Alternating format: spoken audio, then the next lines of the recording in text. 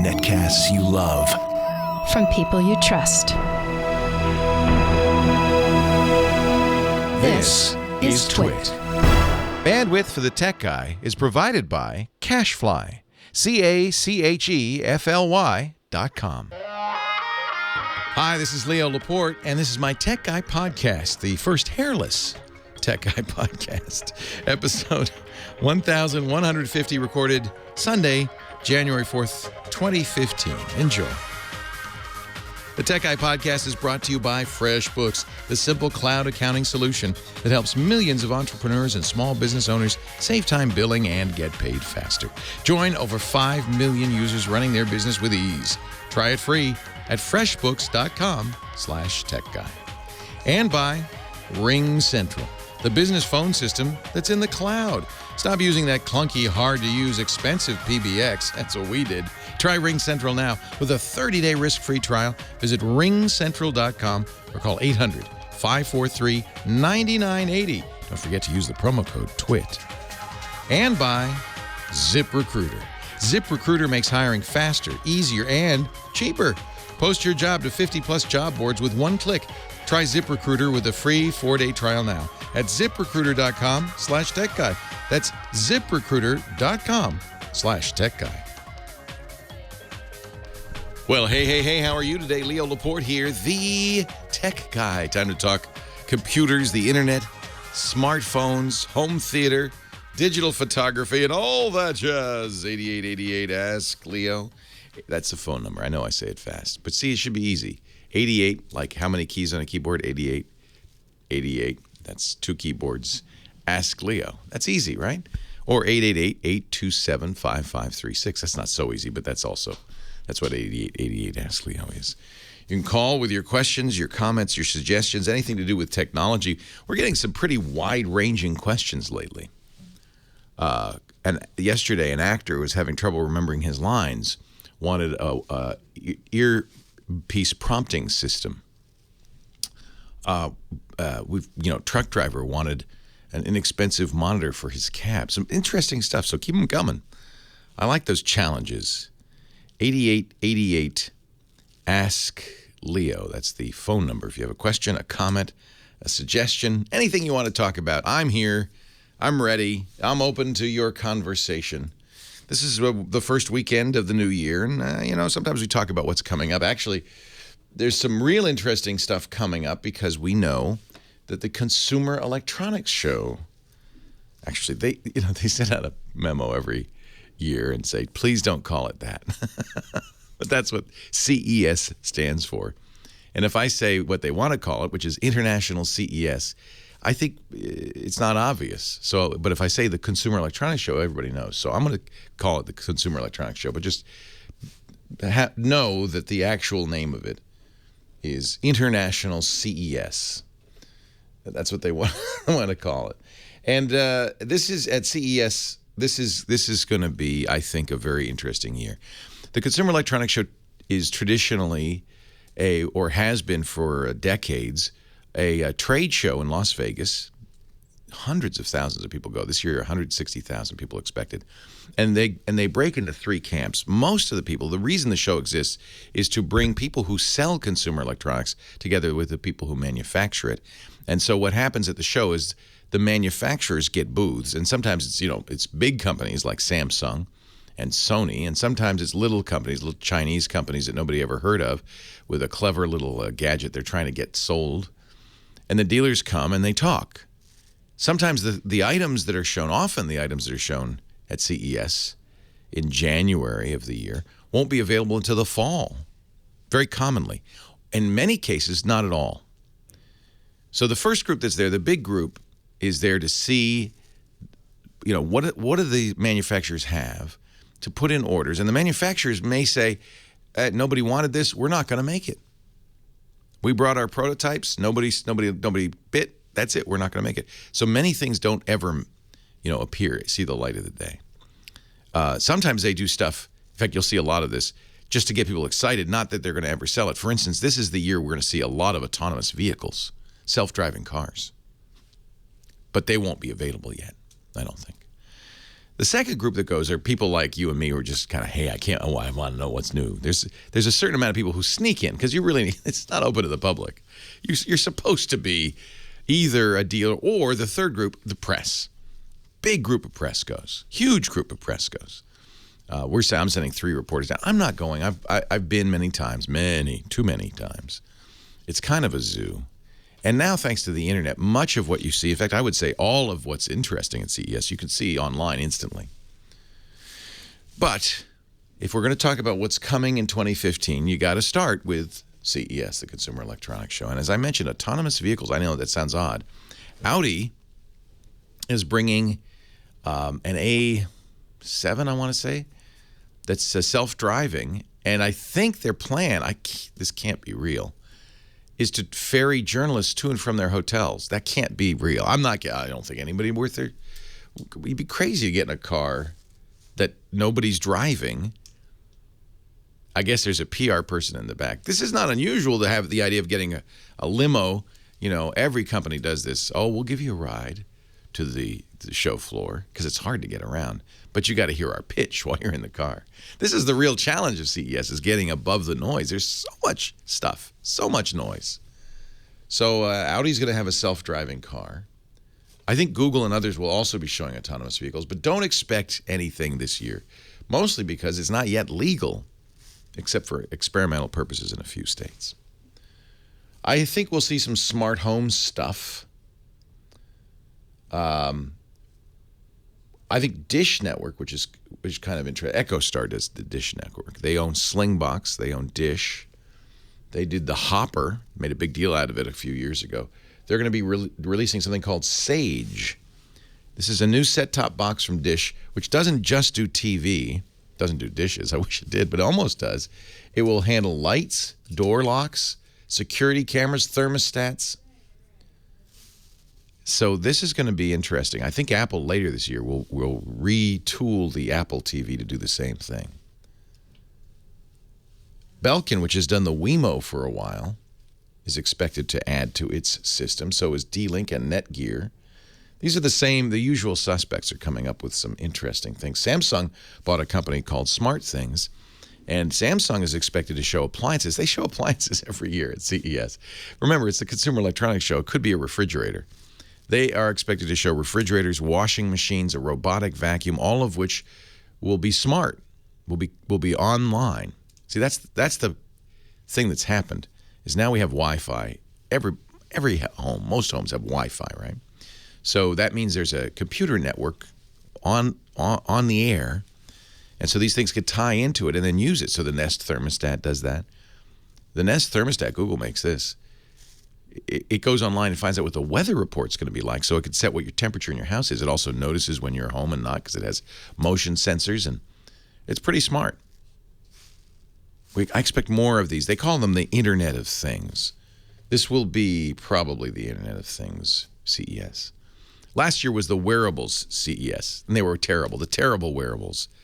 Lots of bad watches, things Google Glass style stuff that you would never in a million years wear. This year, I think maybe we'll start to see some interesting wearables. We're getting the market is more mature. The people who make these things understand what people want better, and have some better ideas about how to make them.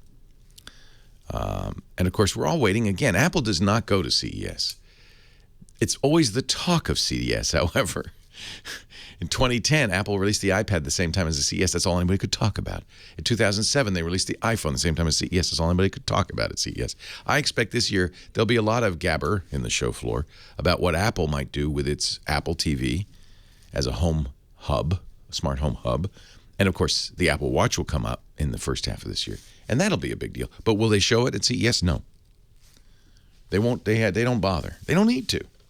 TVs are going to see a big resurgence at CES, and we'll talk to Scott Wilkinson next week about that, our home theater guru. He's on the way. He's already there, I believe. 4K TVs, yes, of course, although the standard is not set yet, so it's premature to get too excited about 4K. But they now have this kind of thing called quantum dot. Scott talked about it yesterday. These are LCDs that do some tricks to look better. We had the best system, really, frankly, plasma, but nobody bought it. because the LCDs looked so good in the showroom. They were a lot less expensive. People were nervous about burn-in for a variety of reasons. So manufacturers have stopped making plasma TVs, unfortunately. They're looking at ways to improve LCD with backlighting from LEDs instead of fluorescent tubes. That's why you hear sometimes them called LEDs. It's still LCDs, liquid crystal displays. And now this new quantum dot, still a liquid crystal display, but supposedly better blacks, better color. We shall see. It all kind of begins tonight. Yesterday, they had the first event of CES. The folks who put on the CES show, the Consumer Electronics Association, did their evening event showing some things. We're starting to hear some reports. Tonight is another one, and the show floor opens tomorrow. We'll talk more. Leo Laporte, the tech guy. Your call's next. All my hair? I don't think so. It grows, thank you, you knew. It grows at 1/8 an inch a week.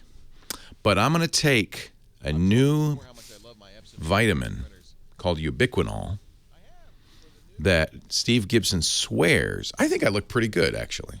I don't think I look that bad. No, not at all. I thought I would really look horrible, like a superannuated baby. It's become a lot more fashionable. Everybody does this now, thanks to Heisenberg.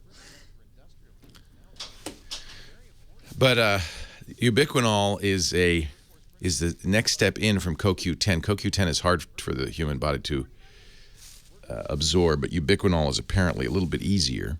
It's the next thing, and it's good for hair growth and fingernail growth and soft, supple skin.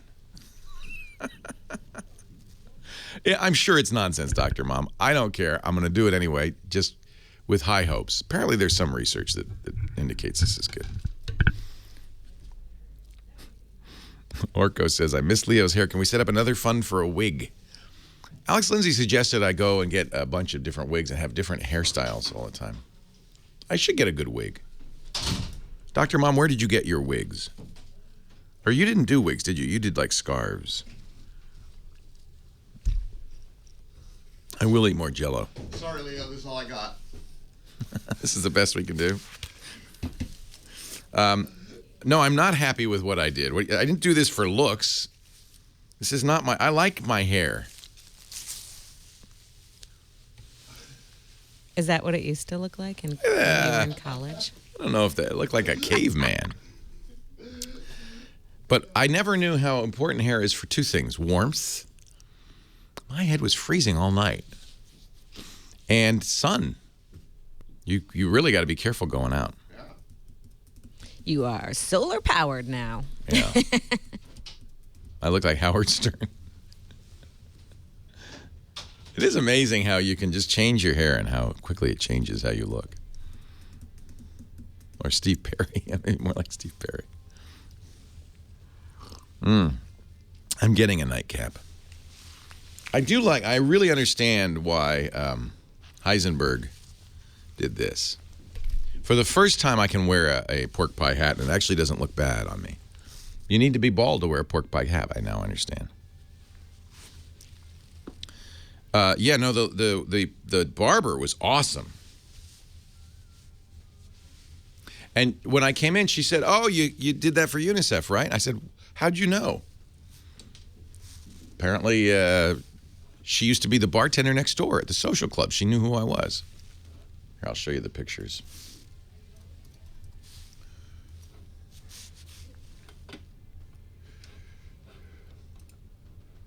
But she was very kind and only charged me $25, so I gave her a massive tip because that's ridiculous.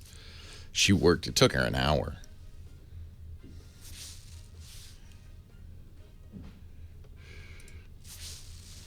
First thing she did was shave a little mohawk in there.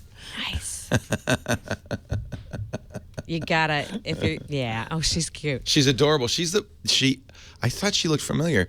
She used to be the bartender next door. I said, have you had any training? She said, well, I've done this a few times. No, they actually do shaves. They do facial shaves. Mm-hmm. One of the last barbershops in the area.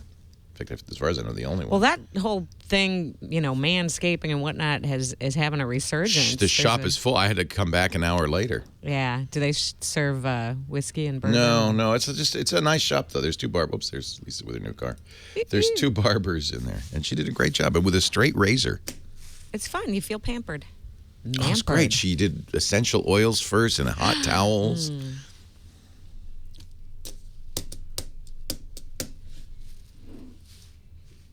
But I'm not shaving it anymore. No. Leo Laporte, the tech guy. I'm just glad it's radio right now because, we had an event on New Year's Eve. We had a 24-hour broadcast, a benefit, kind of a telethon, Jerry Lewis style telethon to benefit UNICEF, which is a great cause. I'm really pleased that we did that. Raised a lot of money. I think we raised well over $70,000 for UNICEF with a 24-hour radio show. Not heard on any of these stations because it was heard on the internet and watched on the internet. And at one point, I foolishly, and there was no alcohol involved at all in the entire, who's going to be able to do 24 hours live with a drink? You can't. I was heavily caffeinated. Maybe that's my excuse. But at one point, because our original goal was $20,000, we thought if we could do $1,000 an hour, we'll be happy. And we zoomed through that. In fact, one of our hosts, a great guy, professor of journalism, you may know him. He was the entertainment editor at People magazine for a long time, San Francisco Examiner for a long time, Jeff Jarvis. He hadn't shaved his beard since 1972. He said, if we hit 20,000, I'll shave my beard. He did. First time in 42 years. So that's probably what teed up my thought. And I probably was groggy because I said, well, if we hit 40,000, I'll shave my head. And we did. And I said, and I thought this was really a stretch goal. If we hit 50,000, I'll get a tattoo. And we did. So on the air during the broadcast, about midnight Pacific time, when we celebrated, then my girlfriend got out the clippers, shaved my head. Actually, she clipped my head to, I don't know, half an inch. And then the chorus began, that's not shaving your head. So yesterday I went into the barber shop, and they took a straight razor to my noggin. And now I look like what? What do you think? A baby. You look like an egg with headphones on. An egg with headphones on, exactly. If people want to know, sometimes you listen to the radio, what does he look like? We could pretty safely say an egg with headphones on pretty much is the actual look.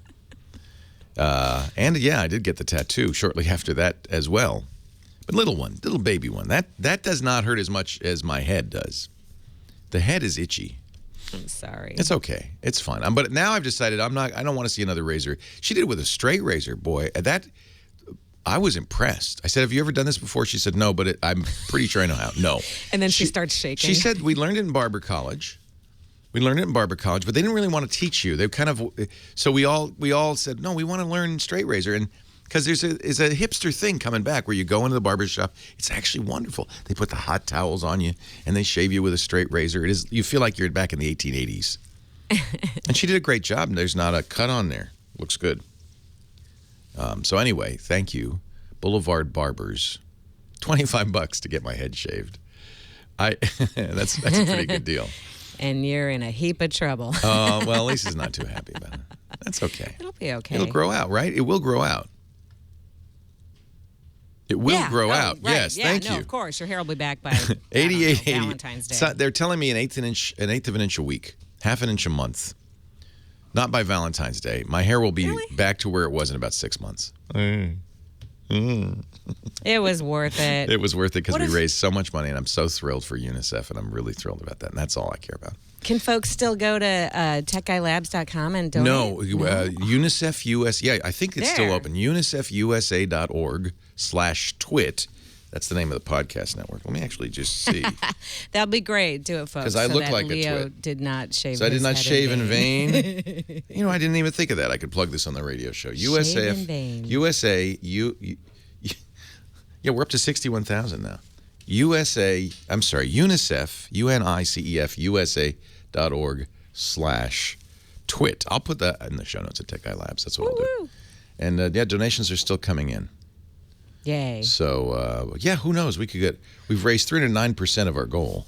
Okay. We could go farther. The kids Yeah. deserve it. It's for the kids. What will you do next if we hit, Don't say say a that. million? Don't say that. We're never doing it again. That's it. I'm not shaving my hair. That's all I'm going to say. You know what I decided to do? This is a very popular thing now. Actually, it has been for some time. You know, the photo a day thing? Oh, right. And there are apps for all the smartphones that will line you up, that will do an outline of you. Yes. And then you do a photo a day. And then at the end of the year, you could see how you changed over the year. I think I'll do that. Yeah. So you could see the hair grow. Till you get back to your regular hair. And then you do a high speed, you don't want to wait. Exactly. It'll look great. It'll be Little like bit the at a Chia time. Pet ads. Like it just I'd be like a blossoms. Chia Pet. Who should I talk to first? Chris in Charlestown, Rhode Island is having a little bit of a Bluetooth issue. Oh, all right. Hey, Chris, Leo Laporte, the tech guy. Hi, Leo. Thanks for taking my call. Thanks for calling. I just wanted to say thank you for sticking yourself out there to be ridiculed. Thank you. Marvelous. You can see it. Yeah, we do stream video of the show, so there are people who are looking in horror. Oh, yes. I've already been watching. The children are definitely worth it. Yes, and scared right now. Yeah, right? My kids were not thrilled, I must say. I must say. What can I do for you? I've started about a month ago. I'm an avid Bluetooth user to the point where people think I might even sleep with it on. You're one of those guys who walks around with a little Bluetooth thing in your ear all the time. Absolutely. I live and die by it. Okay. I've started about a month ago when I push the button to make a command. It gives me greetings back. Yeah. Like, I hope you're having a good day. Yeah. After I've had a 10 You mean it never did this before? No, It just started about doing- 2 months ago. Who makes your Bluetooth headset? My Bluetooth is a Plantronics Legend. Okay. And who makes the phone? The That's phone is an AT&T Samsung Note 3. okay. One of them got updated. Whether it was the Legend or the Note 3, one of them got updated. Yeah, there was a forced update by Samsung that I all of a sudden got that side menu bar. Ah. And maybe it came with that, but I I bet was it did. wondering if the chat room knew. I've searched this through Google. I can't seem to find out who did it and how to kill it. Well, I'm looking at the Voyager Legend, and this does also announce calls and things like that. But here's the key. It will interact with Siri, Google Now, or Cortana when you press the call button. That means this headset will use voices from the phone. So you're hearing voices. And there's two places you can hear voices. I, for instance, for a long time, still do recommended the Blue Ant headpieces because it made it so much easier because it would talk you through the pairing, for instance. And it would then announce callers. Was your Legend announcing callers before? No, this just Okay. started about a month or two ago. Because the Legend is supposed to do that. There's two possibilities, and the one way to tell is by listening to the voice on your phone and listening to that lady, and then listen to the voice on your headpiece and see if it's the same lady. I hadn't thought of trying that. I've tried shutting everything off on, and I think it's probably the phone because you did have that update. That'd be my guess. So first, try turning off there. Leo Laporte, the tech guy.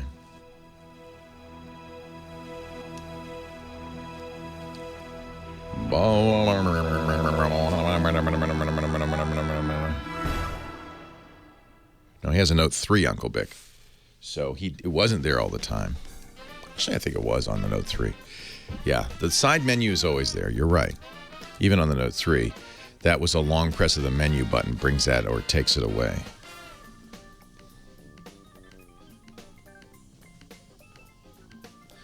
But I'm pretty sure you can turn it off. Stock Android would do it too.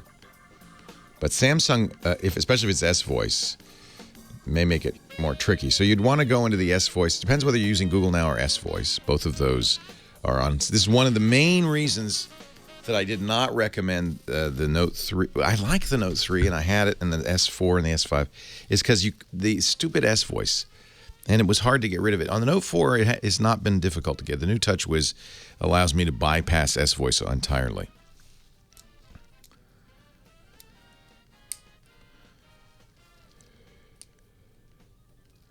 Yeah, and I decided I'm going to grow, as long as everybody hates me,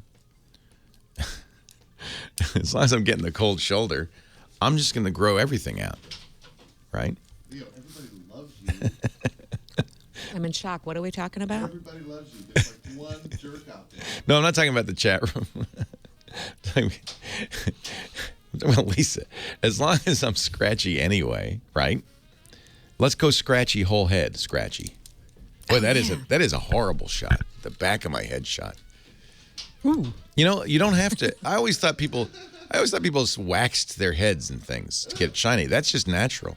Wonder why that is. I guess your hair likes Oils. it. Yeah, but I mean, why does They did say I was Googling last night with shaving your head for the first time. There's quite a few pages on this, and one of the things they suggest is a nice lotion with a SPF 15 lotion. So there are a few spots there. I think that's a mole. She cut me. It looks like she's cut me. Not cut me. There might have been like a little bump there that she nicked. Yeah. The shine is appalling.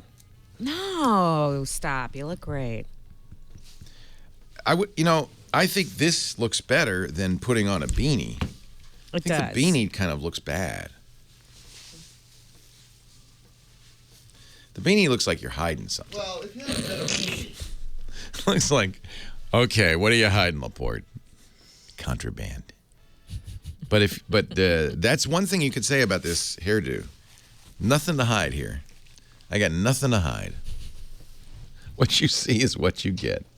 Gosh, but I'm and freezing. while we're having this cold snap, it'll warm it's the up worst tomorrow. time to do this. Yeah. All right. Well, I got to get an app that will do a. So I posed for an SLR picture out there. Then we do it on your phone too. And I might do one on my phone here, right? With one of those. Yeah, because they help out. I've seen them. I don't remember what they're called. I just tried one for a while. Let's see, like photo a day. Whew. Apps. Selfie. I'll search for selfie, right? Because it is a selfie. Daily selfie. How about daily selfie? Photocron. Oh, yeah. See, this is it. Or one of them. Time-lapse selfie. And it does an outline. So you can get, like... They want to do it for babies, but I'm as close to a head of a baby as possible. Leo Laporte, the tech guy, 8888. Ask Leo. That's the number, 888-827-5536. I like the one where you're hearing voices on the Bluetooth earpiece, and it's either coming from the earpiece, which is, by the way, that Plantronics Voyager is supposed to talk to you. So maybe that you just got that turn on. Also, one other tip, and the chat room reminded me of this, the Note 3 did have that side menu. You know, it used to bug the heck out of me, too. It would just appear. The idea is that you can open two windows from that side menu. That just turns on when you press and hold the menu bar. It turns on, and when you press and hold the menu key, I should say, and when you press and hold the menu key again, it turns off. It's an on-off toggle. And for a long time, this happens to me every time I have a Samsung phone. Things happen because there's so much gimcrackery built into those phones. The things just happen, and that used to happen to me. Why is this here? Why is it not here? Where did it come from? Where is it going? Why is the sky blue, Daddy? And finally, I figured out. Oh, I'm pressing and holding the menu key. It's not really intuitive, and they've put a lot of stuff in there. The Note 4, which I have and I like a lot, probably is my number 2 phone of the year, 2014, has cleaned that up a lot, which is good. Kevin, Pensacola, Florida, you're next. Hi, Kevin. Leo Laporte, the tech guy. Hey, Leo. I was calling about Miracast, and I got a Fire Stick for Christmas. Oh, great. Yeah, and having a problem connecting Windows devices. All the Android stuff works great, but mainly laptops with Windows 8, trying to get them connected to my TV and show them a laptop on my TV. Yeah, so Miracast, for those who don't know, MIRA cast is a Wi-Fi display technology, kind of HDMI over Wi-Fi, and so you need two things. You need a TV or a receiver that understands Miracast, and many do, as your Fire Stick does, and then you need a device that can Miracast out to you. And so you're saying you're not having trouble with Apple stuff, but for some reason the Windows stuff is not working too well. Yeah, any Android device actually will work fine. Android 4.2 or better supports Miracast built in. Okay. Unfortunately, all the manufacturers do their own thing as well, and so it gets very confusing.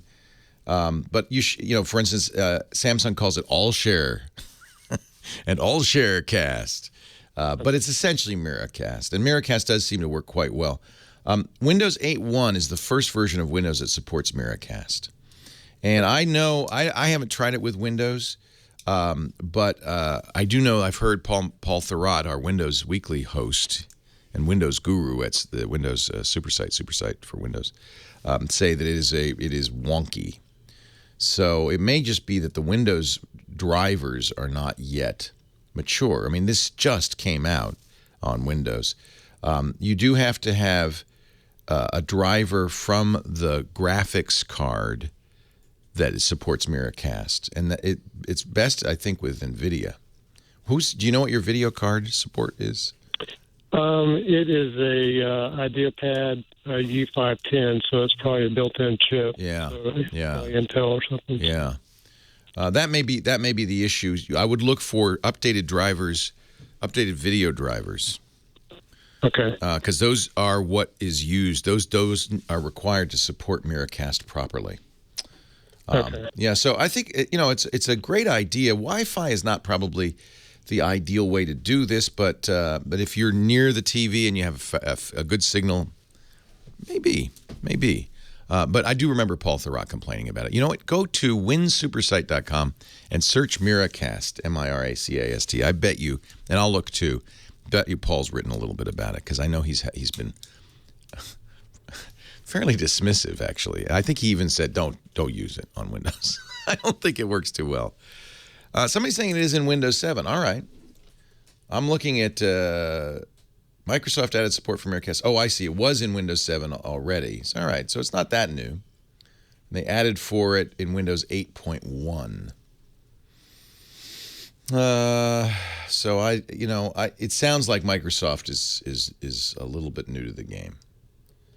You can buy devices that will support it. Maybe that's why some people say that it's working in Windows 7. But it wasn't. It looks like, according to this article, built into Windows 8 until 8.1. 8888 Ask Leo. That's the question or answer number. In fact, here's Paul's post. Thank you, Web0250 in the chat room. He's found Paul's post, so we'll put that in our show notes at techguylabs.com. Just to give you the subtitle of Paul's post, Windows 8 plus 1 plus Miracast, for most, more trouble than it's worth. That kind of sums it up, doesn't it? Let's go to, I want to say Santa, but I think it's Stana in Pulaski, Wisconsin. Is that right, Stana? Stana. Stana. Sounds like Donna. Although in elementary school, I got teased for being Santa. Yeah, I bet. If you're a little dyslexic, it looks like Santa. Hey, welcome. Nice to talk to you. Hey, yeah, I got a question about my laptop. I've done a little searching on Google trying to fix it. It was freezing up on me. I thought maybe it was overheating, so I used some fans. It subsided for a while, and then it came back. Very smart, by the way. That was probably a good diagnosis. And then I read maybe it was some bad drivers, so I updated them. It still continued to freeze, so I uninstalled them all just to see what happened. So here's the deal with freezing. You're on what kind of machine? It's a compact Presario. Ooh, it's pretty old. Yeah, Yeah. we got it for my mother-in-law. She used it like for an hour, like a week, and now we have it. You've inherited it, All of huh? our house computers decided to crash, so I thought I'd use this one, but Oh, man. no. No luck. Well, and you said it's a laptop. Yeah, Yeah, it's probably running Windows XP 7. 7. Oh, good. Okay, well, it's at least up to date. Yeah, I reinstalled Windows 7, and everything went great, and I started to install the updates one by one, and now I'm to the point where when I start it up, it freezes trying to revert the Windows updates, Ooh. and I can't even get into safe mode. Ooh, well, you certainly want those updates. So the freezing when you say freezing, you mean what exactly? It doesn't do a thing. You know how The mouse pointer stops moving. Yeah, the mouse pointer, to me it reminds me of the beach ball on Mac, but Yeah. it's like a little circle. It stops like rotating. And right now I started it up early this morning, I want to say like about 4 hours ago, and it's stuck in the screen. Now that could mean a number of things. So the mouse, when you move the mouse, nothing's happening to the pointer. The pointer itself has frozen in. It's not a pointer. It's some sort of rotating thing. Yeah, Okay. yeah. It's not rotating. Do you notice, weird thing, but look at the clock if it's updating or not. What we're trying to figure out is how dead the machine is. You can't, it's like an orange background, and it says failure configuring Windows updates, reverting changes. Do not turn off your computer. So you're not able to get into Windows. No. What happened is something happened with the update, and now it says, oh, the update failed, and I'm going to revert, and then it freezes. Mm-hmm. Yeah. So that probably is not overheating, although you said before you put a fan on it and that thing went away? Oh, for like a day or two. Yeah. And then it came back. Huh. That doesn't sound like it's overheating. It sounds like a hard drive issue. And a computer of that age, it wouldn't be unlikely that the hard drive would have some problems. Let me talk when we come back a little bit about hard drive problems and what they mean. Leo Laporte, the tech guy. Our show today brought to you by a great company that helped me a lot when I was a freelancer, and I encourage you to check out, called Freshbooks. Have you heard about Freshbooks? I want you to go to freshbooks.com/techguy. That's a special page for you Tech Guy podcast listeners. You can find out all about FreshBooks. I found out all about it from Amber MacArthur in 2004, 10 years ago. Since then, over 5 million people have used FreshBooks to run their business with ease. It's more than just invoicing, too, by the way. That's when I first started using it, because invoicing was such a pain for me.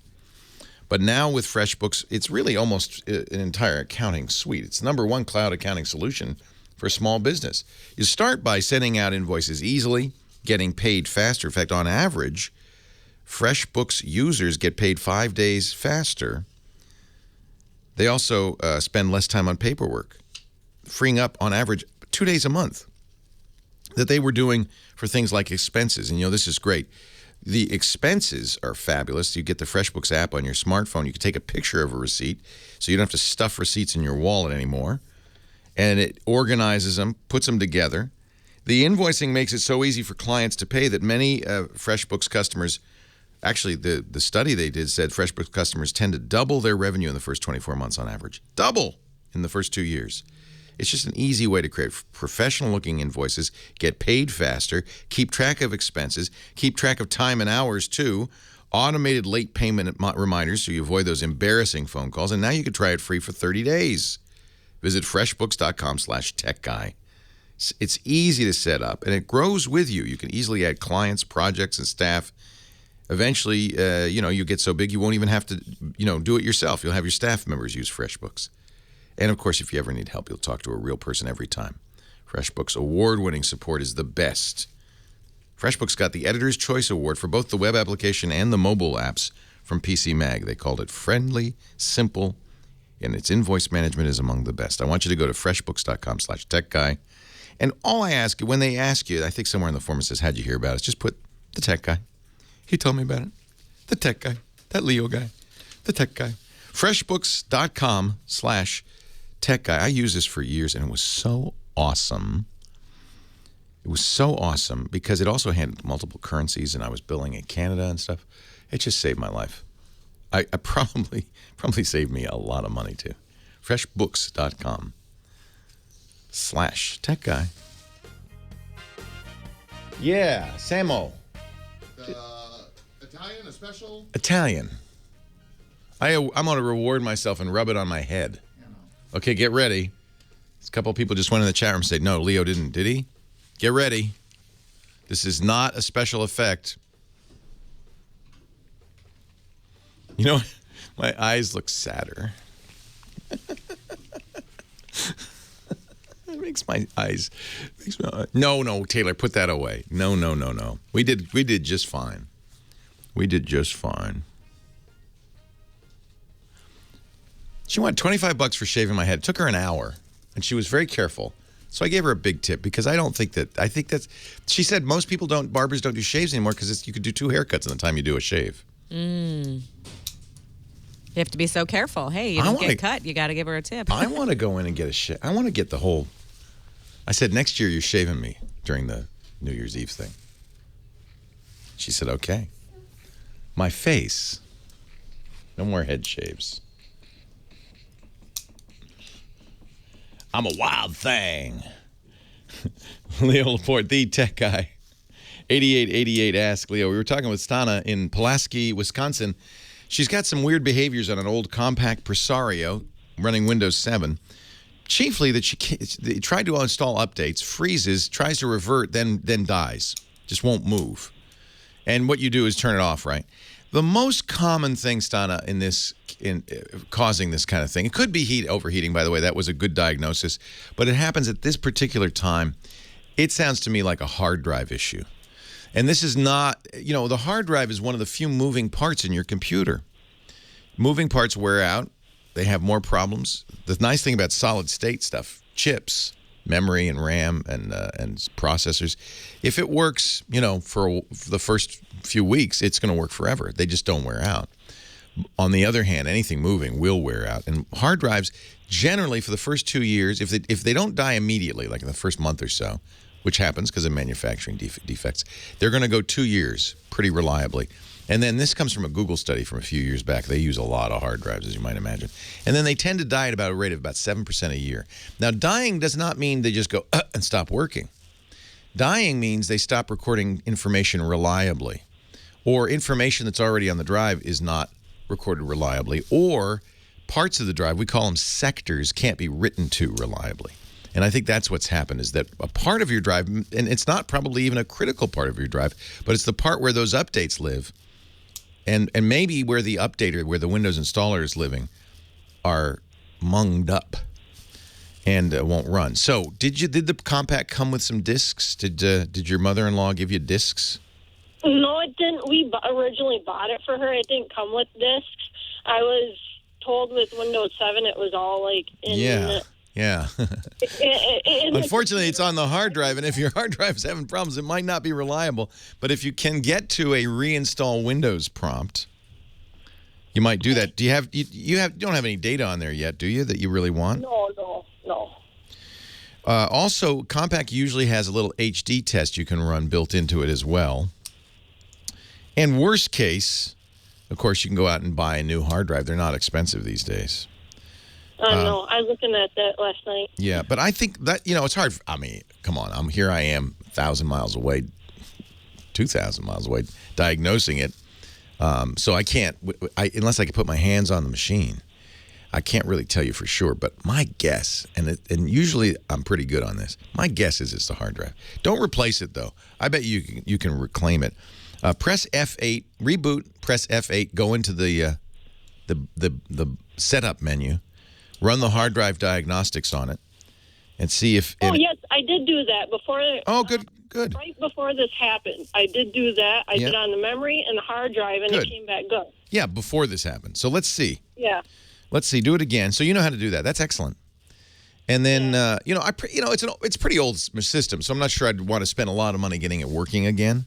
Oh, no. Yeah, but I think... So let's not buy a new hard drive, but let's... so run the diagnostics, and then, worst case... Just reinstall Windows. The F8 button should give you a option to reinstall. Start over And I think that'd fix it. Okay, I will Okay. try that. Hey, it's great to talk to you. for your time. Thanks, Donna. Great to talk to you. Yeah, this is, I would say half the problems people call me and are just a hard drive failing. And it can cause all sorts of weird things, cause spontaneous rebooting. Because remember, the computer, almost everything that it needs is on that hard drive. The operating system and how to do stuff is on there. And if one little bit, all it takes one bit gets flipped on that in a critical file or critical portion of the hard drive, the whole thing goes boom. So the hard drive is a very vulnerable part of the system. Nowadays, I believe it is a good idea if you buy a new computer not to get a spinning drive as your boot disk, but a solid state drive. They call them SSDs. The prices were pretty high on SSDs. They've come down. They're still not as inexpensive as a spinning drive, and for that reason, you'll often see smaller SSDs in new computers. But they're super fast, and they don't have this. They don't have the same problems. In fact, there's a website that's been doing a torture test. They bought SSDs from every main manufacturer and have just been writing data, reading and writing nonstop for over a year. And most of these drives have gone so long, have read and write so much data that they wouldn't go bad in 100 years. And there are still 2 drives alive that have read literally petabytes. You know, petabyte, you probably don't hear that word. You'll hear more of it in time. There's megabyte, right? And then after megabyte, there's gigabyte, a million bytes, a billion bytes. After that, there's a trillion bytes. That's a terabyte. And we are now getting 3 terabyte hard drives. I think somebody's announced a 10 terabyte hard drive. But after terabyte, there's petabyte. That's the next thing. That is so much data. A petabyte of data you wouldn't be able to read and write a petabyte of data in normal use for decades. So these SSDs, we were maybe, there wasn't a lot of data about how reliable they were initially. Modern SSDs are super reliable, in my opinion, and probably will last a lot longer than a spinning drive, amazingly enough. Amy on the line from Owings Mills, Maryland. Hi, Amy. Hi, Leo. How are you? I have a question and a thank you. Okay. I want to thank both you and Heather for helping me raise my children. Really? Heather and I helped raise your kids. Well, before I had children, I was working at Digital Equipment Corporation. Very good company. So, DEC, yeah. It was while it existed. Yeah. One of my favorite PCs was a DEC. Right. I loved it. When I left there to raise my children, I missed all the talking over the water cooler or the printer about the geek stuff because I didn't know geeks anymore. Yeah, you have engineers hanging around. You ask them questions and stuff. Right. But I missed that. But then I found you and your show. Great. So I was able to hear geeks talk again. Yay. It's like the engineers hanging around the water cooler. Exactly. And Heather, you won't believe this, but when I woke up in labor from my 3rd child, Heather was starting on TV, on the radio with Dr. Dina Dell. Oh, isn't that great? So for the hour that I was at home before I left to go to the hospital, I was listening to Nurse Heather. Right, Nurse Heather. Right. Isn't that sweet, Heather? Look at that. And how old are your kids now? They're in their 40s, right? No, just teasing. It's a little bit scary. Well, Heather's only 25. So yeah, Heather's a kid. Much, right? Heather's a kid. So that's nice. Yeah, Heather's the greatest. I stole her from Dean. He retired. I said, can I have Nurse Heather? And he said, all right. My oldest child is the age of your youngest. Yes. So, yeah. gives you an idea. Yeah. No, Heather's great. So I'm my very question, grateful. Yes. Now that we have, everybody in the house has a smartphone now. Mm-hmm. And we have all these different chargers around the house, and they all seem to charge at different speeds. Yeah. And I was wondering if there's some way I can tell exactly how fast a charger is powering the phone. Oh, isn't that an interesting question? You'd like to see, like, a number or something. Yeah. Yeah. I mean, sometimes you have one that starts off well, but after a few months it seems to get slower. Yeah. Well, one thing modern chargers do is they're faster in the first half. They slow down. So you would want to know a total number, like how long did it take to charge from 0 to full? No, I think more of a instant number. Like I used to have something I could plug in the wall. Yeah, my battery chargers used to do that. They'd say how many watts they're pushing right now. Right, that's the type of thing. I have not. You certainly okay.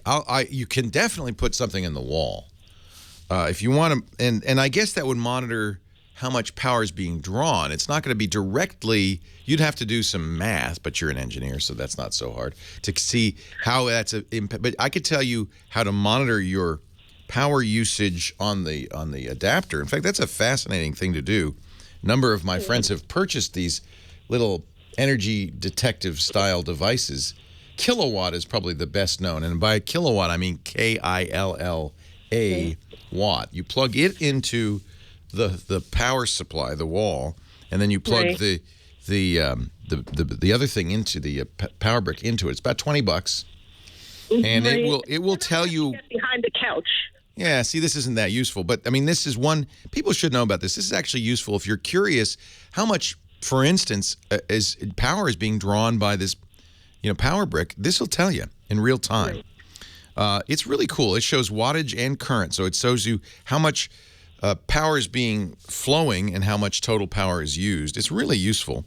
I don't know of a phone, although, gosh, this would be a great product that will tell you that. There's the Android or iPhone? Android. I have. Look for the GSAM power monitor. That's probably the best bet. Leo Laporte, the tech guy.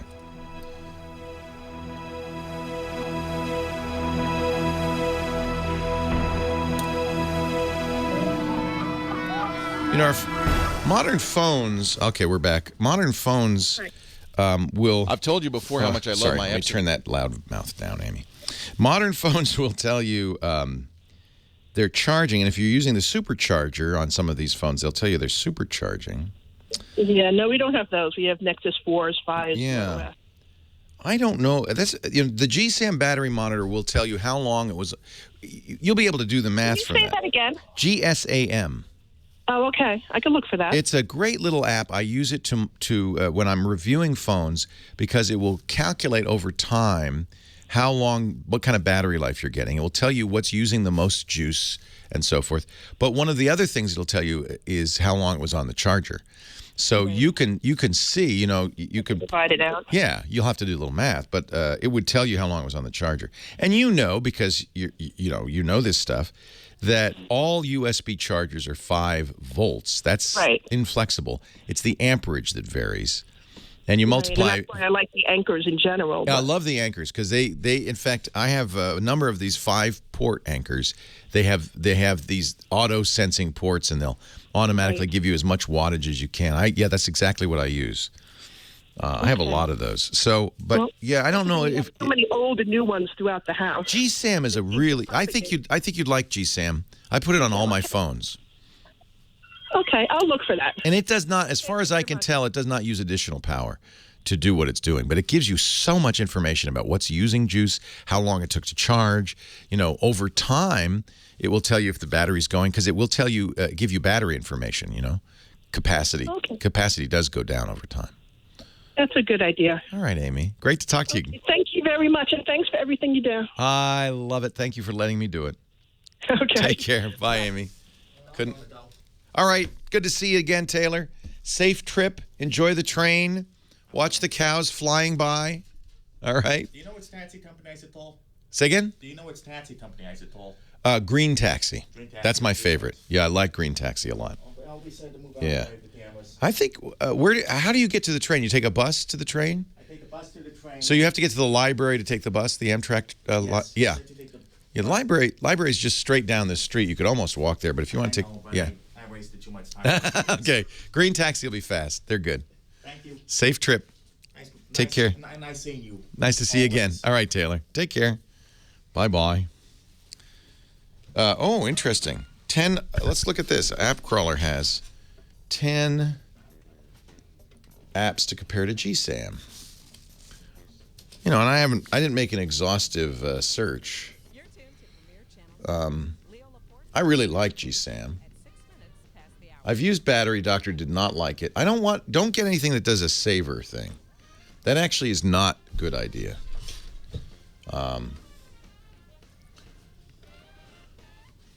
See, GSAM does everything. So, except the Task Manager and Task Killer, and you don't want that. Modern Android does not do well with that. Let's see. Keep track of my battery. Battery apps, battery meter, battery drainer, analysis tool. I'm a big fan of GSAM. I mean, I think that's the best one out there. But yeah, this would be a good. We'll put this link in the show notes too, if you would, James. Adafruit inline USB amp tester. That looks cool. Thank you. One Leo will do. It goes red no matter how many Leos are in there.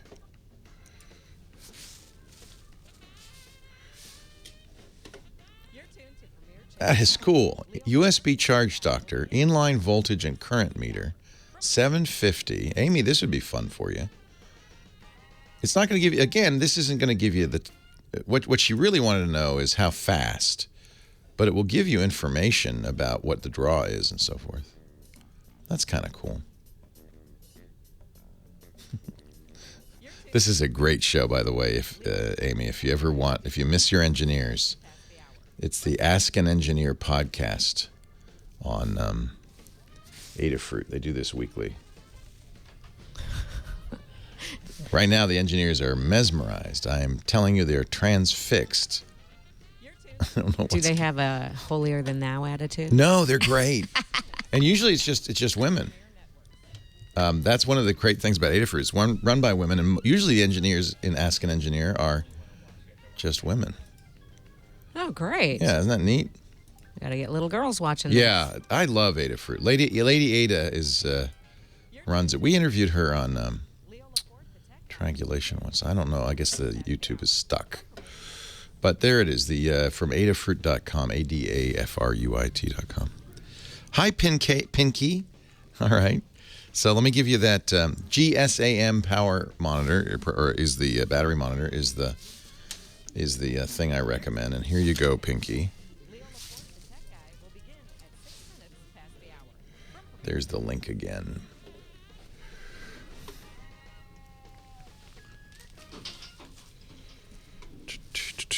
But I don't know if that's going to give you the information you need. Thank you, sir. And it's cheaper on Amazon, but I think we should send everybody to Lady Ada.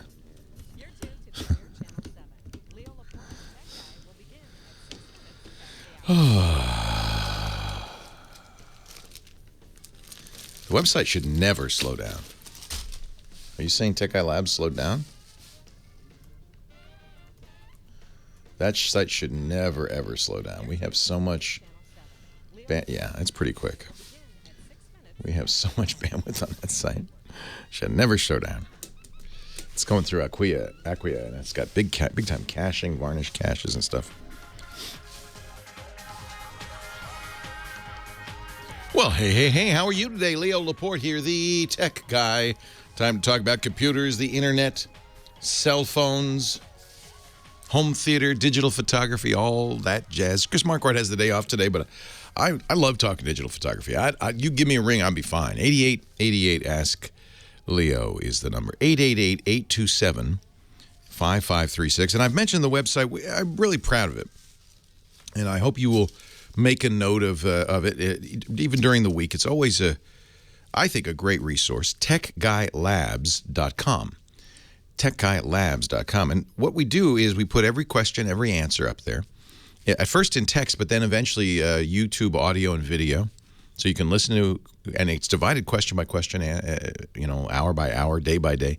So you can go right to a question, listen to my answer, read the text if you wish, and add comments. And people do add comments. If there's something you think is better, for instance, chat room came up with a interesting little doohickey from Adafruit, ADAFruit.com, and we'll put a link in the show notes that measures the power going through the USB port. So I mentioned the kilowatt, which is really cool. You plug into the wall. This you plug into your USB charger or your computer, and then plug the USB cable into it, and it'll show you how many amps are flowing through that device. About $7.50. That's kind of cool. I don't know if it's exactly what Amy was looking for, but these are fun. Anyway, this is what we get on the website. People put in these comments, and it's great. And it's free. You don't have to sign up or anything. I guess to do a comment, you have to log in, but you can use Facebook or Google or create an account, or I don't know. I can't remember how it is, but we want to register you before you put a comment in there. But other than that, if you just want to read it, it's free and easy, and nobody will ask you for anything. And it's always there, 24/7. TechGuyLabs.com. Back to the calls we go. We got I think a lot of people on vacation. We're just traveling around. So if you've had a hard time in the past getting through, I have a couple of lines open right now for you. At 888-827-5536. Toll free in the United States and Canada. Outside those two countries, you can always use Skype or something like that to call. It'll be free. But Donald's on the line right now from Lyon, Illinois. Hi, Donald. How's it going, Leo? I'm well. How are you? Doing good. I'm looking for a printer that is really good on ink. Yeah, especially the inkjets. It's obvious. They charge $50 for the printer. It's obvious they don't care about the cost of the printer. They're making it up in the ink. Yeah. Especially since all the companies now put little sensors in their cartridges and their printers so that you can't use third-party ink or even reload the ink. You got to buy a new cartridge. So they've really, I think, gone the wrong way. And the last study I saw showed that ink per gallon is more expensive than human blood, than gold. It's one of the most expensive fluids on Earth. And that's where they make the money. They do have some good arguments in the case of inkjets to getting a company-made cartridge. Often, and with the inkjet printers, you're replacing the head along with the cartridge with the ink. The ink itself is if you think about what an inkjet's doing, these tiny, tiny little droplets. I mean, they are literally nanoliter droplets. The ink has to be pretty specially formulated to work, although it's obvious with third-party cartridges that others have figured this out. So we call this cost the cost of paper and ink consumables. The cost of consumables should absolutely be considered when you buy a printer, because you might get the printer for $50, but it's 20 cents a page to print. You're going to spend a lot more money than perhaps buying the more economical choice, which is often a laser printer, which costs more up front, although these days they're only a few $100s for good laser printers. And the ink for them and the consumable cost for them is much lower, more like 5 or 6 or 7 cents a page. So if you're doing a lot of printing, especially in an office, I do think a laser printer is always the better way to go.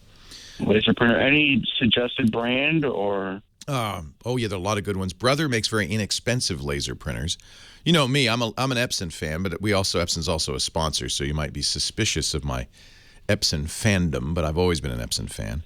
I've had an Epson laser printer for years. The other way to go, but the problem with laser is they do have color lasers, but the color, it's business color. It's great for, okay for presentations, a little washed out. If you want to do photos, you've got to go inkjet. So, Do you want to do photos? Maybe occasionally, but I haven't really printed much photos in the past. So yeah, so testing printers is a high tech skill, and so I always I can't test them all. There's so many. PC Magazine used to do this roundup where they test every printer, and they would tell you consumable costs. Consumer Reports also does a little bit of this, and in fact, I see they have a June 2013, so it's a year and a half ago. A year and a half ago, they talked about the costs of ink. The cheapest ink, they say, is $13 an ounce. The best ink, $75 an ounce. But what's interesting is much of that ink doesn't get used on the page. So because it can dribble into a... So the cost per ink is absolutely very significant. So what they recommended, again, a year and a half ago, is the Brother, DCP J140W. These are the most economical in terms of ink cost. And the Epson XP800 and XP600. Now, those are probably all out of date. This is one thing about Consumer Reports I found out, is that often you can't get the model they report on. But I think that you could safely say that Epson has done a good job of keeping ink costs down. Okay. Yeah, or laser would be another way to go. But a laser is not going to ever do photo printing. Okay. Not well, anyway. $75 an ounce. That's more than Chanel number 5. That's crazy. That's crazy. So, yeah, and I would search around. Yeah, I don't know if PC Magazine still does their printer roundups. Those were great. That was and only a big company like PC Magazine could go out and get 100 different printers and test them all, and on and on and on. I'm looking through the last inkjet printer review that PC Magazine did. Now, there's no longer a print magazine, but they still are on the internet at pcmag.com. And the last one they did looks pretty up to date. So they have a pretty good inkjet printer guide. So I would trust them. In fact, Kodak, they say, saves up to 50% in ink costs. HP says, whoa, wait a minute. So this is from a few years ago also, though. That's the problem, getting something up to date. I think all of the printer manufacturers kind of now have recognized we can't charge $75 an ounce. That's just not okay. And we have to use it and use it more economically. We can't just have it dribble out. A lot of the inkjet printers, they'll clean the nozzles and stuff and use huge amounts of ink, not through printing. Chatroom has some really good, the Kodak is out, right? Kodak, that was their last gasp. So they don't even make those anymore. The chatroom's been pretty good at talking about this. So I see if we can capture some of that and put them on the website, techguylabs.com. Chatroom, what are your ink costs? What do you find is most economical? I don't print much anymore. That's one thing. I'm surprised we thought we'd be paperless by now. 20 years ago, we were talking about the paperless office. Remember that?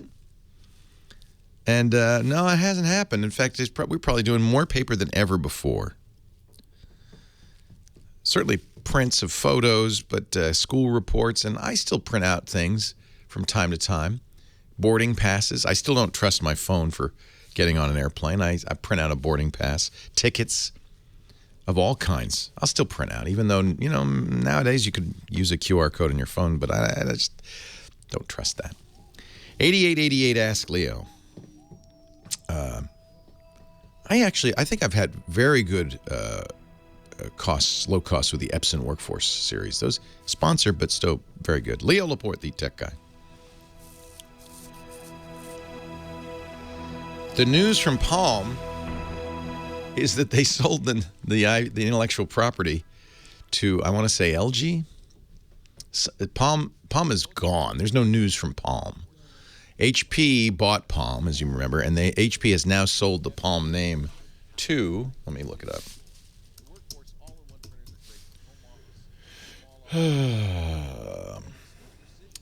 They sold its patents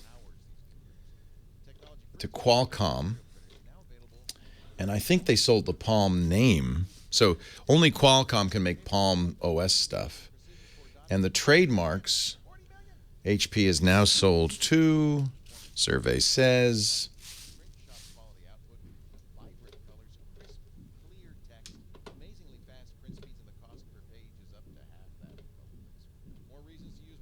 Alcatel. Wow. The French telecom, Alcatel. But they don't have any of the technology, just the name. So I wouldn't expect any big Palm announcements. I wouldn't expect much from Palm at CES. This Precision Core stuff, I don't want to do a commercial for Epson. They are an advertiser, so I'll say that. But the Precision Core stuff is actually quite interesting. I believe it was industrial technology that Epson has now brought to printers. It is the technical term is thin film piezo printhead technology, and these are using MEMS, which are molecular-sized machines. Of course, the inkjet to me has always been miraculous. There are a couple of technologies in the world that I just think, wow. One of them is DLP. This is the Texas Instruments technology for television. We don't see them anymore, unfortunately, but it was brilliant, even though it sounded like, how could this possibly work? Tiny mirrors, millions of them, that would flip around, synchronized with the picture, to reflect light through a color wheel that was spinning, so they'd have to time the reflection to the right part of the color wheel to get red, green, blue, whatever color you wanted. And they would do this, thousands of times a second. It was amazing. It didn't seem like it could possibly work. And actually, you still do see DLP. The best movie theaters are digital DLP movie theaters, and the best big, expensive $50,000 projectors are DLP. So I take it back. You just don't see it in your home anymore. But DLP is miraculous. I think inkjet is kind of like that. We just kind of take it for granted. But you're outputting an incredible rate of speed. The print head on these printers is about 1 1/3 inches. Okay, so imagine that. Maybe the first segment of your thumb. In there are 2 rows of 400 nozzles each, 800 nozzles. Each of them about a micron. They can pump out a drop of ink about a micron thick. At 50,000 times a second per nozzle. I mean, the math is amazing. And so this is the technology that has been used for years in kind of high-end printers. They've figured out a way to make it possible in a consumer-grade printer. And it's really kind of mind-boggling. So, yes, Epson's a sponsor, so a disclaimer ahead of time. But I do think what they're doing is quite remarkable. Like TI's DLP, it just doesn't seem possible. It's just amazing. And MEMS is a fascinating thing.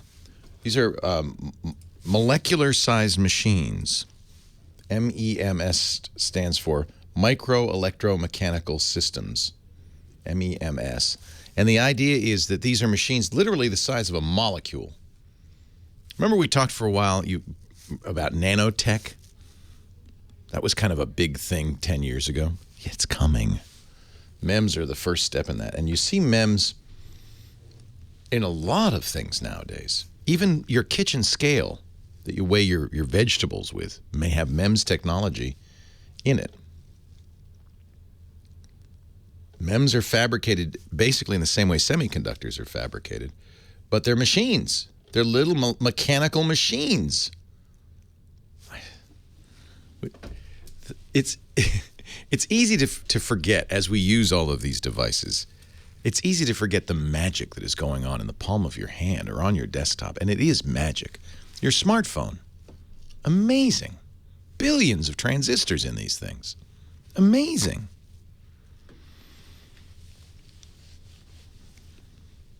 $8888 ask Leo. I think it's in a way it's a shame. My friend Jerry Pornell. Hi Jerry, hope you're feeling better, by the way. Great science fiction author. One of his books, I think it's Lucifer's Hammer, points out the plot of Lucifer's Hammer is that a comet hits the Earth and destroys all technology. Humans survive, a small group of them, but the technology is shot. And he points out there that there's only a handful of people who understand how this stuff works. You drive a car every day, you use a computer every day, but do you know how it works? And more importantly, could you fix it if it broke? Or, in this case, could you build new ones? And it's amazing, this thin layer of technology that we live on is thin as ice. Fascinating stuff. Highly recommend the book. Jerry is, I'm pretty sure, listening today. He had a minor, I don't know how minor, a stroke a few weeks ago, but he's writing. I think he's doing okay. Jerry, we love you. Take care of yourself. He's a mentor to me and one of my idols as a great science fiction writer, but also one of the first people to write about personal computing on a normal human scale with his great Chaos Manor columns in the old Byte magazine. Rick, next on the line from Merced, California. Hi, Rick. Leo Laporte, the tech guy. Yes, hello, Leo. Hi, Rick. Let me just read you something real quick. Okay. An estimated 4.9 billion internet-connected devices, from thermostats to slow cookers,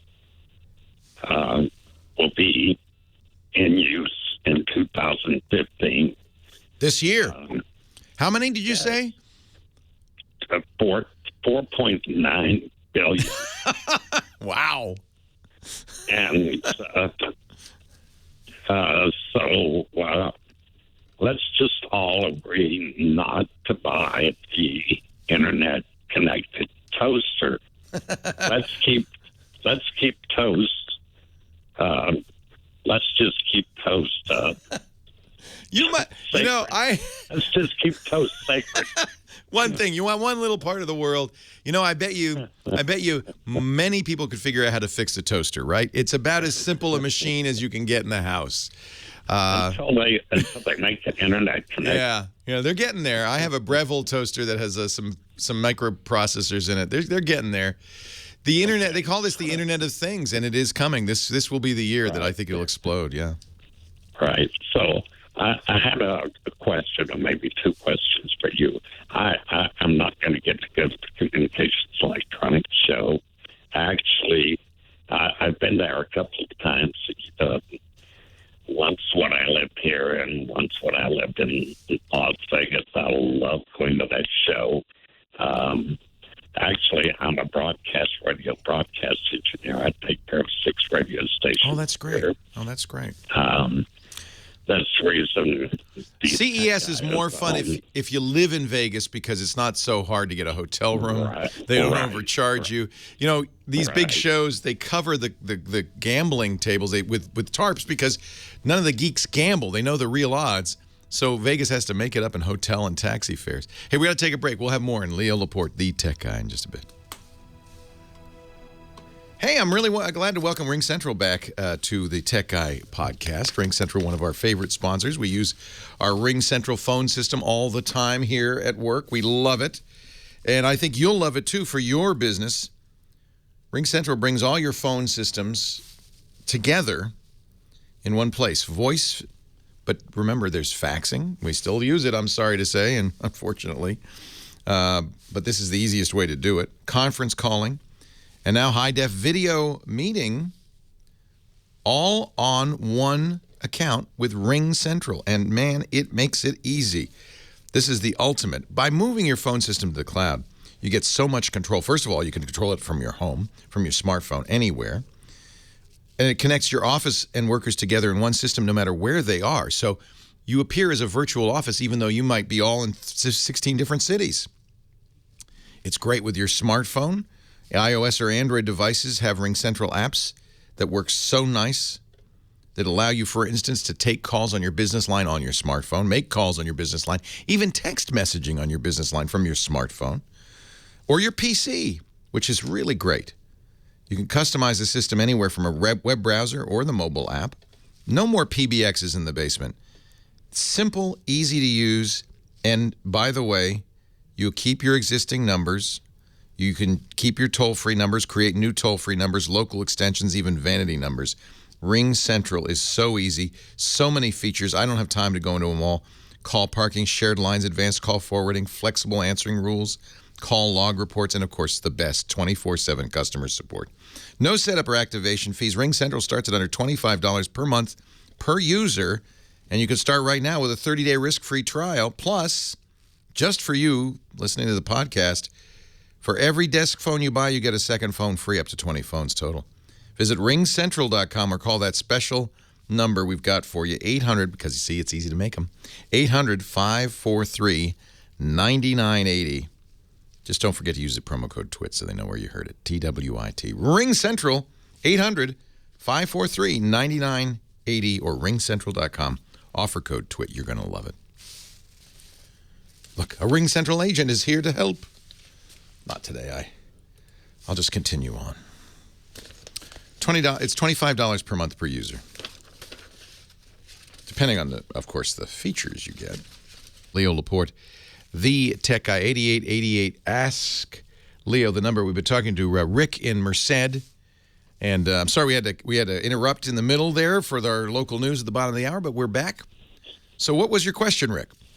Oh, so I was just going to say I'm not going to get to go to the Communications Electronics Show. But the show I usually get to go to is the National Association of Broadcasters show in Las Vegas. And, I believe that I saw 4K televisions over at the NAB show several years ago. And I thought, those will never hit the market. But now I'm seeing a few 4K televisions on the market. But I just read in Gadget and in Gadget newsletter that I get that at the CES show, the Communications Electronics show, that LG is going to, I have two questions for you here. Okay. LG is going to finally bring 4K televisions. They're going to show their 4K. Oh, they're going to be 4K TVs all over CES this year. This is the year. Right. Although I have to say, I've been seeing 4K sets. In fact, I even said that we should be doing 4K sets sooner than 3D. We've been seeing them there for probably 10 years. I remember when I first saw, of course, it was first at CES, the International Consumer Electronics Show, that we saw HD TV. I remember that. It was a demonstration from, was it NTK, I guess, the Japanese networks. They were the first to do it. And the same with 4K, by the way. Very advanced. The first time I saw HD, it was like, wow, most thing I can most compare it to is putting on glasses for the first time. If you wear glasses, you know what I mean, where you're struggling to read or you're struggling to see stuff, and you put on glasses, everything's clear all of a sudden. That was the reaction I had with HD. Then the first time I saw 4K, and really to get to appreciate 4K, it should be a pretty big display. I felt like I'm looking through a window. Yeah, HD was clear, but 4K, it looks like real life. And I've been saying for 5 or 6 years, forget 3D. That's a mistake. Put your energies into 4K. Now, it turns out I was wrong on that, because even though 3D TVs in the home have been a complete and utter flop and everybody's stopped doing that, in order to do 3D, they in effect had to make, or often made, 4K sets, because to have two 1080p pictures, they had to have twice the resolution on the TV set, because you've got to see two screens at the same time, each 1080p. So a lot of these manufacturers kind of cut their teeth on 4K television by making 3D. So it was an interim step. We didn't care about 3D, but I have to say, when you see 4K, you're going to go crazy. It really looks good, except that there's two problems right now. One is there's no standard. We are close to a standard, but the standard, and we've talked about this with Scott Wilkinson all the time. And by the way, Scott is going to be down at CES. He's going to do a special edition of Home Theater Geeks, which we'll put out probably Thursday on this podcast network, twit.tv. So look for that, twit.tv/HTG, Home Theater Geeks. And he will spend at least an hour going through all the different manufacturers and talking about this quantum technology, the quantum dot technology they're doing, about 4K, about the standard. Anything you want to know about this, he will be talking about. And then he'll join us next week on the radio show to give us a thumbnail description of this. So problem one is there's no standard. So I still don't recommend getting a 4K TV, because it will not take advantage of almost certainly will not take advantage of everything that's available in a 4K signal in the next couple of years. But the second problem, and I'm sure everybody's aware of this, is there's not a lot of 4K content. You can't put it on a Blu-ray. You're going to have a new enhanced Blu-ray. Or you can stream it, but the problem with streaming is the current streaming technologies cannot give you a good quality 4K picture at the bandwidths we have. And when the new HVAC technologies come out, and that standard has been settled upon, when they start to roll those out, as they will probably this year, that means you'll have to get new hardware that can decode it. You'll have to get a set that can see it. So I'd wait. I'd wait till it may even be this fall till we see a standard emerge, till we see sets following that standard emerge and content, and it'll be streaming. And by the way, you will need very good bandwidth. If you aren't getting 10 to 15 megabits per second downloads now, you will need that. 20 would be better. And that's consistent, rock solid, nobody else can be doing anything in the house kind of bandwidth, all right? But then it will make a big difference. It will make a big difference. I'm sorry, Rick. I didn't mean to cut you off. I just wanted to kind of give them the lay of the land there. You answered my first question, when will we have content, which is probably quite a while out. But then the next question is just kind of a trivia. Do you know where the letters LG came from? I do, because I used to find those lucky Gold Star TVs in the back of the drugstore. Thank you. Lucky Gold Star. They're trying to pretend now that it's Life is Good. No. It's Lucky Gold Star. I was stationed in the Air Force I was stationed in the Air Force in Korea for 6 tours, and they had the Lucky brand and the Gold Star brand, and that was the biggest junk you ever had seen in your life. Oh, it was terrible. And there were always Korean nationals begging the GIs to please buy me some electronic something off the base. Please bring me something from Japan, because that's what they wanted. I'm going to have to move along, Rick, but an interesting thing did happen, and it happened, I think, roughly 10 to 20 years ago.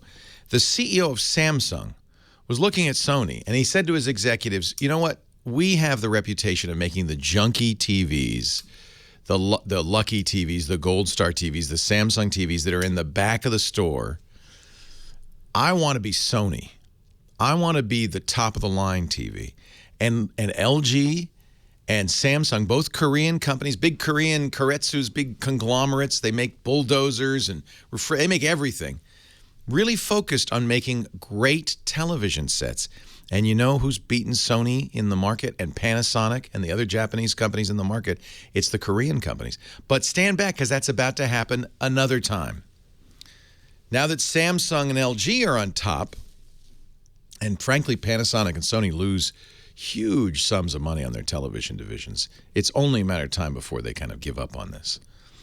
But guess who's next? The Chinese manufacturers have been looking at Samsung and LG saying, hey, how come they're in the front of the store and we're in the back of the store? So get ready. TCL is a name you should remember. Big Chinese television company. There's another one I'm trying to remember. They took over the Microsoft booth at CES. Microsoft stopped going to CES. They had a huge booth there right across from Intel, and another Chinese television company. Was it TCL? I can't remember. Has taken over over there. These companies are the next to come, and they're becoming very aggressive. TCL just bought the Palm name. Interesting enough, not the Palm OS or the Palm, any of the Palm technology, just the name, the trademark Palm. Don't know why, but I have a feeling we'll know. Hisense, thank you. That's the other one. Hisense took over the Microsoft booth and will be in the old Microsoft booth, the big booth at CES this year again. So Scott Wilkinson will be at CES. He will definitely go to TCL and Hisense, I think for the first time, because he's always gone to Samsung and Sony and LG and Panasonic. Those have been the big companies. But stand back, because just as Korea took over from Japan 10 years ago, China is about to come on strong. Leo Laporte, the tech guy.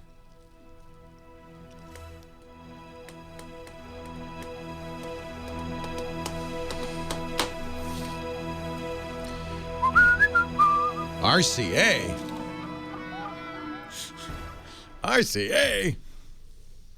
Matsushita is Panasonic. So that's the same company. They just a different name. A lot of people are liking what we buy a lot of TCLs because they're cheap. They're not great, but they're very inexpensive. But a lot of people are liking what TCL and Hisense are starting to do. Vizio is Chinese also, but they're American-based. It's very confusing about Vizio. Curtis Mathis, remember that? Or Proton? Remember those? Vizio has a U.S. shell company, but they actually are a Chinese company, believe it or not. All the engineering and manufacturing is done in China. And all the executives are Chinese. So I'm of the opinion that even though they have a headquarters in Irvine,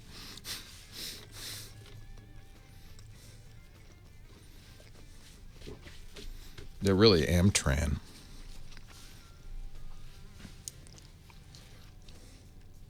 Oh, wait a minute. They make them in Mexico, too. I guess, you know what? You're right, Mike. I guess given they have 300 employees in the U.S.,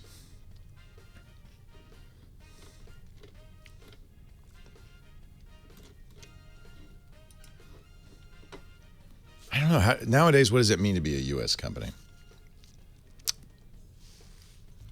You know, the sets are obviously made in China, and I believe designed in China, frankly, even though they say they have an engineering team in the U.S. That might be for the software.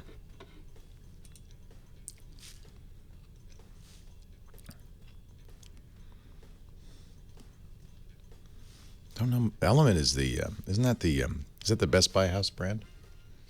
Leo Laporte, the tech guy, dancing to the tech guy. That's what we're doing here. 8888 Ask Leo is the phone number. Website, techguylabs.com. You'll find a link there to our chat room. Great place to go. If you want to join the conversation, help me out with answers, because the chat room really is good for that.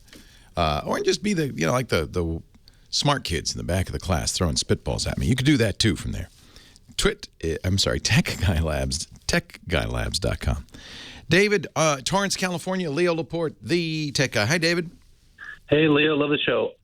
Thank you. I got a error message on a Windows 8.1 machine that I find suspect. It says up at the top of the message, or at the top of the error, it says http://techsupport.b76.in.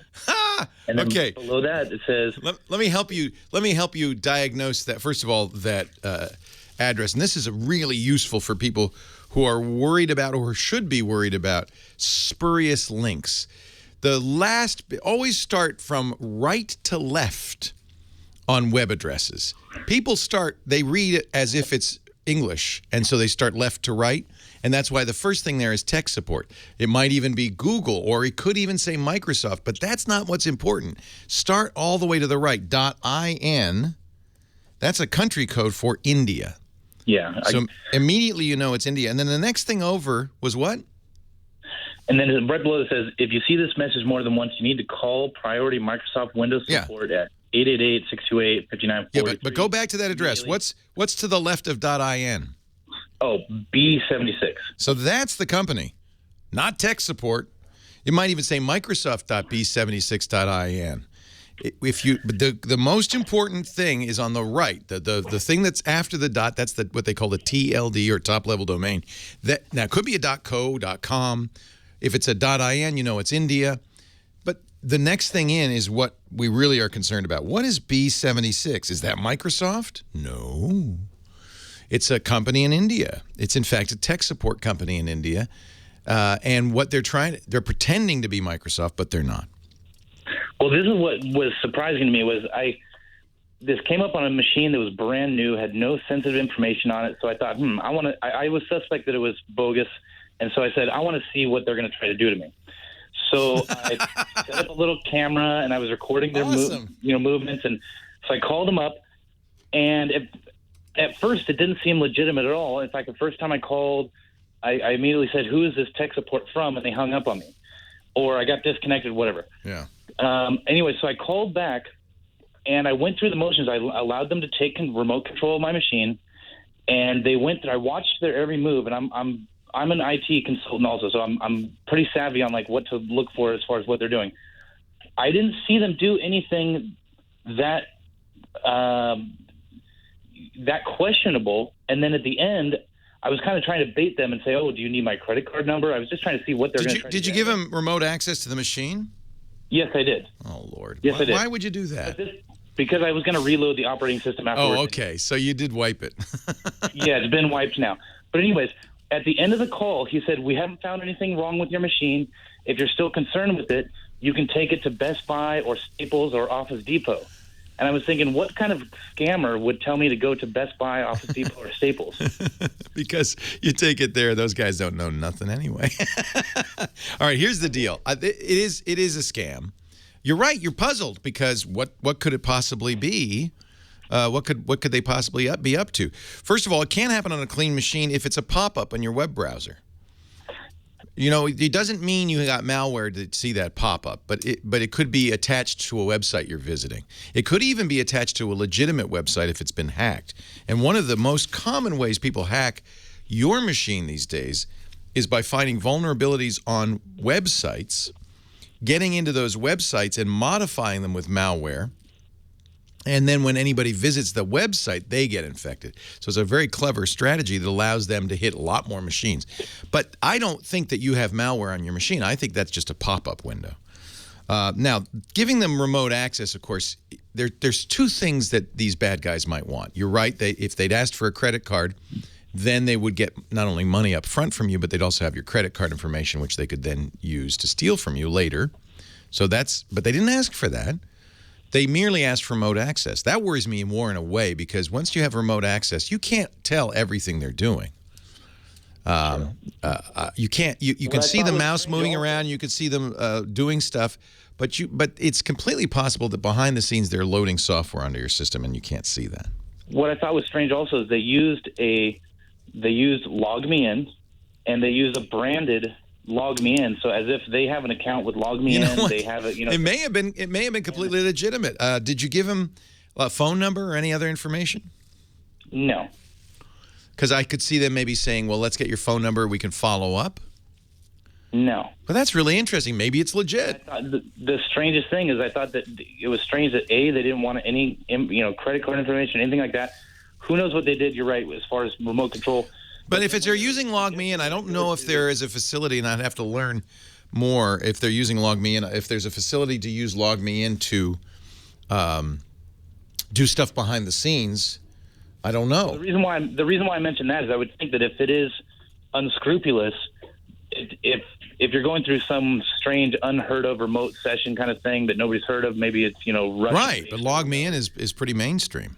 That's what I'm saying. I would think that if they get reports that this is bogus, then they would just shut it down. I think it's always risky to give somebody control of your machine. Absolutely. I only did that because you knew you were rebuilding info. Yeah. And I knew I was going to reformat the hard drive anyways. That may have been, and that maybe that was the scam. Is that they would look for some sort of personal info. What did they do once they got into your machine? The one thing that I found suspect was they did run they ran a system scanner, which I thought if they're going to implant anything, that's how they're going to do it. But in the end, did they run a system scanner? A Microsoft? Did they run MRT? What did they run? Do you know? I would have to. I don't recall the specific. It sounds like they actually were completely benign. I called back now a few times just to see, what different things I can get them to say or admit to. They claim that they're Microsoft. A part of the Microsoft Partner Program, and that if you go on to that could be Microsoft Pinpoint, and that this is a service from Microsoft, and I'm thinking I administer lots of machines, and I've never in my life seen this. And they could be a Microsoft partner. That doesn't for instance, we've heard, and I don't, this is anecdotal, that legitimate tech support companies in India, China, and other places during the day, at night, will freelance and do these malicious calls where they cold call people and say, hey, we're calling from Microsoft. So they may be by day, they may be a Microsoft partner. That's possible. I don't know. At this point, I don't know what the scam is. It is who makes the machine that you're on? Dell. I would call Dell and ask, do you have a facility on this machine for this? And see if they do that. I've never heard of it. Does anybody in the chat room have any idea? It was b76.in. In fact, I've got the error message right in. I can. And I've gone to tech support. If you go to that website, you get a big. Posted it to the chat. You get a big 403 forbidden. So there is no website at that address, which is odd. So apparently you have to call the number. It may be a completely bogus address. Can I restate the number? Don't restate the number. I don't want people calling it. Okay. But I feel like there's a scam, but I just can't think of what it is. And obviously you can't either, which is why you called. I don't really want to ever have people have access to my machine. Most, the hacking really consists of trying to trick somebody into letting you run a program on their machine. The program will then install malware. If you could get physical access to the machine, or in this case, remote access to the machine, then the sky's the limit. You can do all sorts of stuff because now it's as if you're sitting in front of that computer and you've disappeared. You know, David's gone have a cup of coffee while you get to do whatever you want. So now I'm extremely nervous. There is even a slight risk that maybe they've somehow put a BIOS virus on there, or they've impacted other machines on the network. Because remember, they can do anything that you could do at that machine. So in future, I would suggest not do this. If there are other machines on the network, now you're going to have to worry about those machines. If there's a router on the network, now you're going to have to worry about that. They can do, this is what you keep in mind. As soon as they have remote access, they can do anything you can do sitting at your keyboard. Think about the kinds of things you could do to your own network if you were so moved. It's possible that this is something Dell has set up. Seems unlikely. Microsoft, we know, does not call people randomly and help them fix their machines, so don't buy it if they do. Leo Laporte, the tech guy.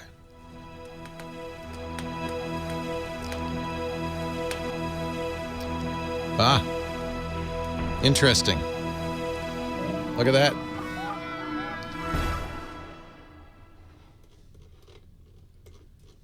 I've told you before how much I love my Epson Workforce printers. Well, I've traded them all in. I have. This is interesting. Tech support. If you see this message more than once, you need to call Priority Microsoft Windows Support. During this free call, you received assistance. That's odd.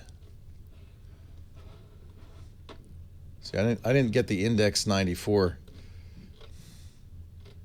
By the way, you shouldn't, folks, do not go to that website. I know it's a link in the chat room. I can do it on a Mac. If you're running a Windows machine, I would not suggest going to that website. Oh, look at that. Look at that. This is completely bogus. First of all, it thinks I'm on a PC. That pop-up comes from Chrome, by the way.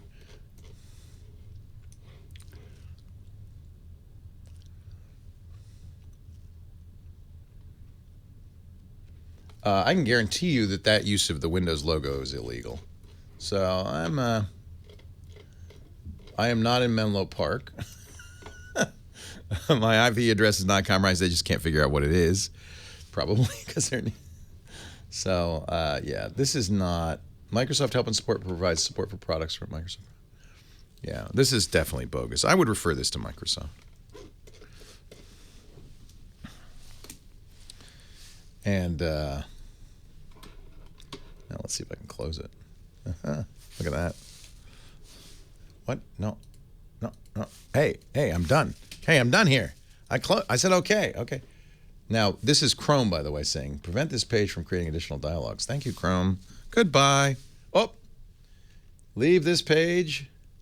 Oh, this is a good one. Also, this is generated by the web page. If you do nothing, your computer may continue to be affected. Sure you want to leave this page? You bet. And now I get a 403. Yeah. This is not good. Do not recommend. Well, hey, how are you today? Leo Laporte here, the tech guy.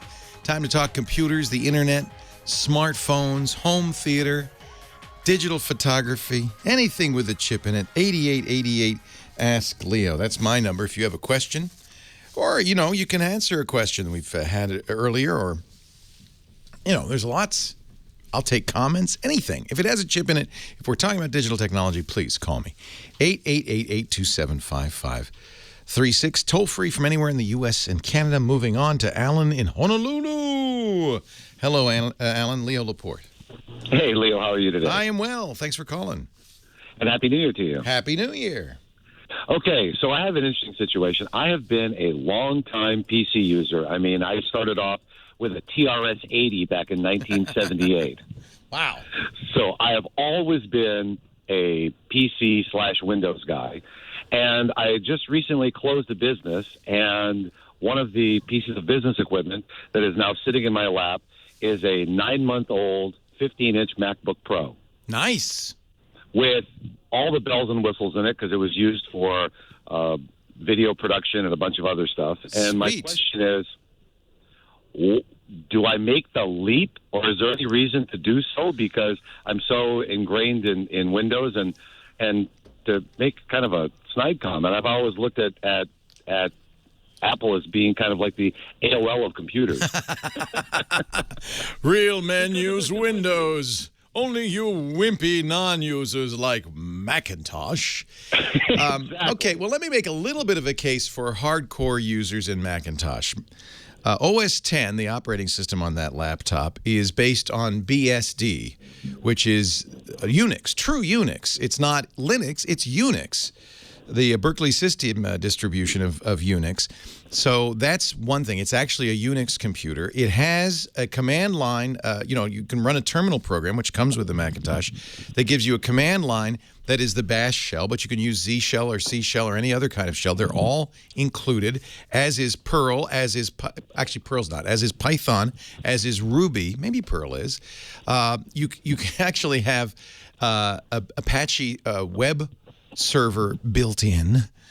So this is actually a pretty heavy-duty machine. To say the Macintosh is designed for newbies probably comes from the 80s, when they really did say the computer for the rest of us and things like that. But in fact, many power users use Macs. There's another compelling argument for a Macintosh. It's the only kind of computer that can run both OS X and Windows. It runs Windows very well. So they have a program on there called Boot Camp, which will partition the drive and allow you to install a copy of Windows on it. Apple even offers drivers for that particular hardware, downloadable drivers. And then you can choose to run Windows on boot. So you press the Option key or the Alt key as you're booting, and it will say, what do you want? You want Windows? So it has a boot manager in it. Do you want Windows or OS X today? So if you want to continue to run Windows on a laptop but also have OS X access, that's the only way to legally do that. You do have to buy a copy of Windows to make that work. So that's the argument. Now, having said that, it's just a computer. Use whatever you want. You don't get points in heaven for having used either Windows or OS X. St. Peter's not going to say, I see you're a Mac user. You go right inside. It's not, it doesn't get you past any velvet ropes. It's just a computer. I guess it doesn't do any difference. In fact, I mean, I do have an iPad that I use for all of my, web browsing and things like that's that. the gateway drug, you see. That's how we get you. I have used, I'm a Windows, Linux, and Mac user. I have all three all the time. But generally, I prefer to use the Mac, and it's for those higher-end reasons that I do. I love the command line. I use it all the time. And it's not, in Windows, the command line nowadays is almost really an emulation. Early days of Windows, you did have access to the DOS shell. But nowadays in Windows, it's an emulator almost that's running in that command line. You don't when you use the CMD command? Yeah. And that's not a full shell like Bash is.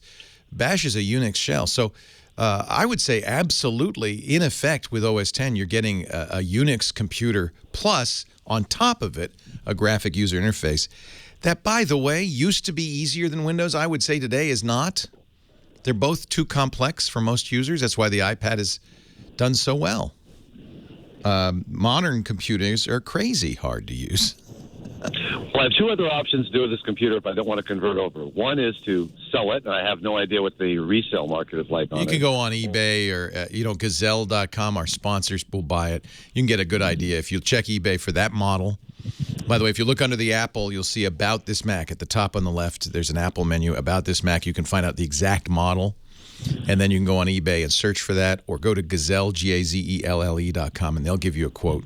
Gazelle will actually buy it direct from you if you want, but usually they pay a little bit less than you'd get if you did all the work yourself. And, of course, option number 3 is being a great father. I have a 7-year-old who has been clamoring for a computer, who is an iPad wizard at this point. Oh, I'd give it to the 7-year-old for sure.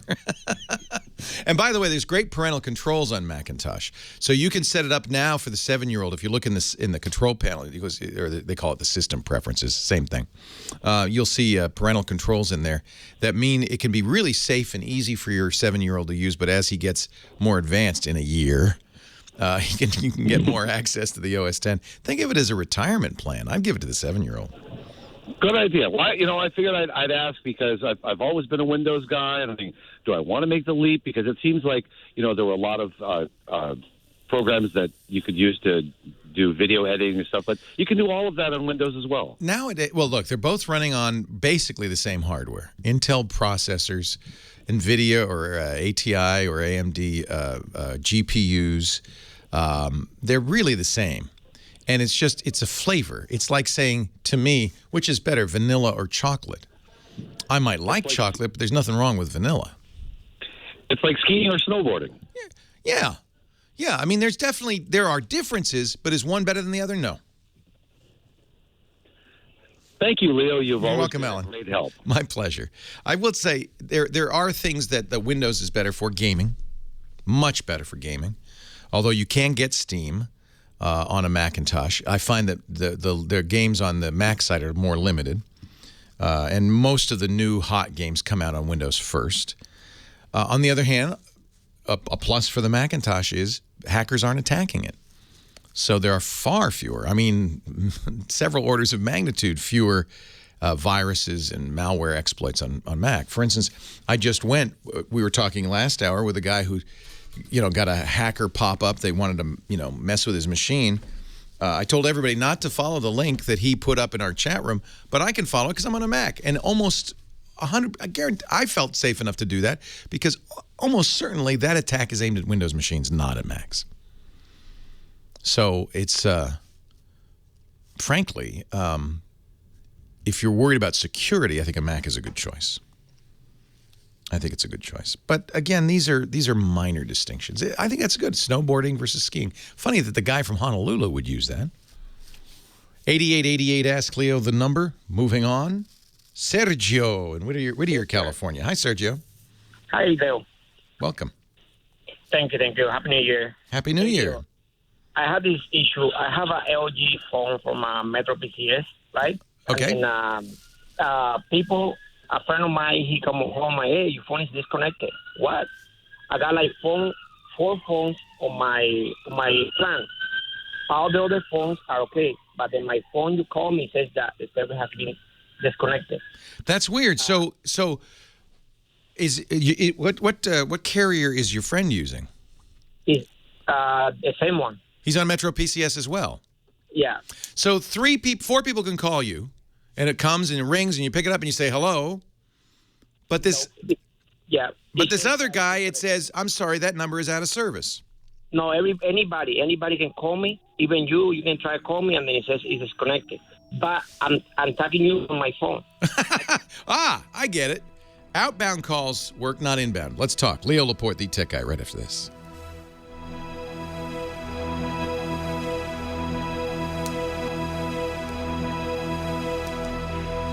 What is that all about? Outbound calls work. For most households, the holiday season, well, it's a hectic time of year. But not inbound calls. What do you think, chat room? Come on in, Burke McQuinn. Huh? Call forwarding. Good. Oh. I'm writing that one down. That's good.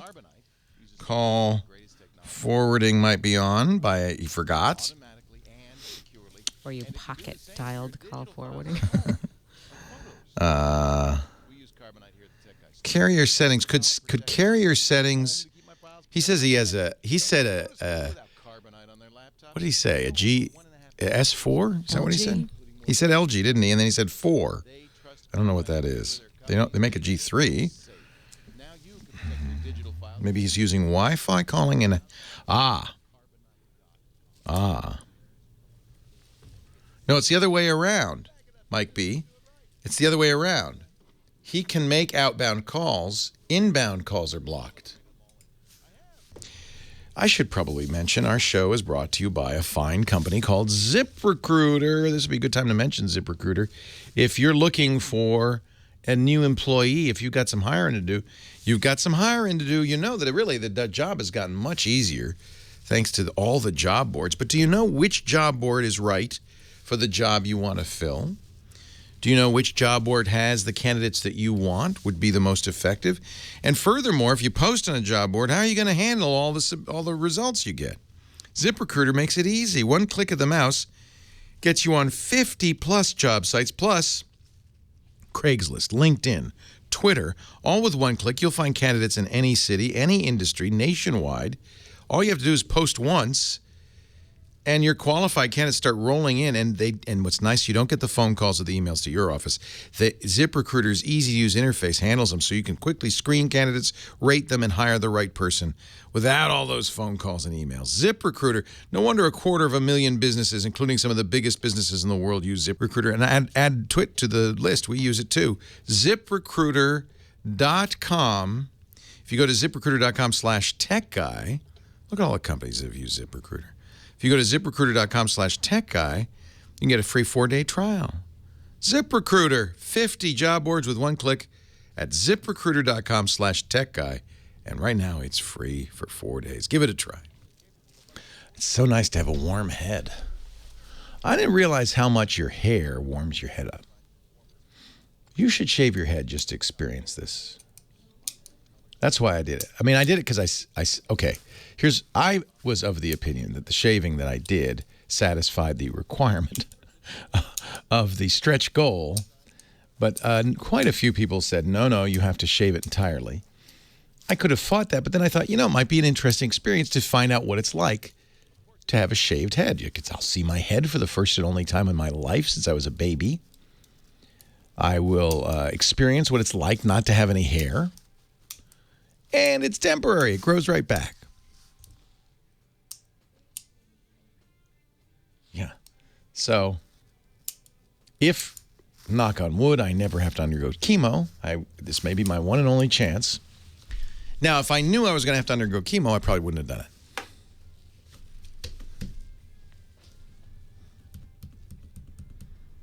Hair is a cushion in case you hit something. It keeps you warm. It's a sunblock.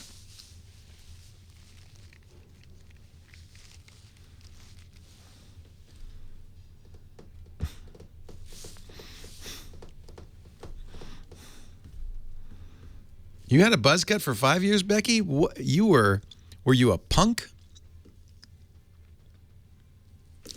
So my hair apparently grows an eighth of an inch a week, a half inch a month.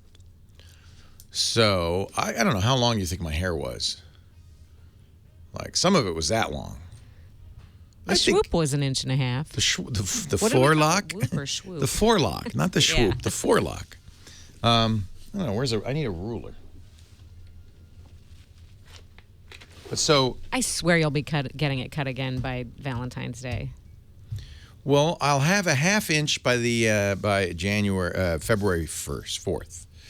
I'll have a little more than a half inch by Valentine's Day. Probably won't have a girlfriend by Valentine's Day. But start looking now. Did you hear that, chat? Put out the word. Surely there are women out there who like bald heads. We all do. It's not sexy. Well, what's not sexy is that mink stole of hair that just goes around the back from ear to ear. I have a full head of hair. That's what's sad. This is not remedial. Leo Laporte, the tech guy. So we've been thinking about Sergio's conundrum. He has a Metro PCS phone. Outbound calls, he can call. In fact, he called us. Outbound calls work fine. It's the inbound calls that don't. His friends get this number is disconnected. So we've come up, the chat room and I have gone down, and we've made a list of possibilities. One, of course, you don't know your phone number. I mean, make sure. Now, it says it on your phone. You can easily check in your phone settings. It's an Android device, so just open up the settings. At the very bottom, it says about this phone or about phone. And then there's a status item, and that will tell you your phone number that the phone thinks it is. So verify that you're giving out the right number. I know that's dumb. I'm sure you are, but that's number one on the list. Number two, it is possible that you have turned on one of your calling features in Metro PCS. Perhaps you put on call blocking. There is a feature that block all calls. In fact, Android even has a feature to do that. So make sure call blocking is not enabled in any way.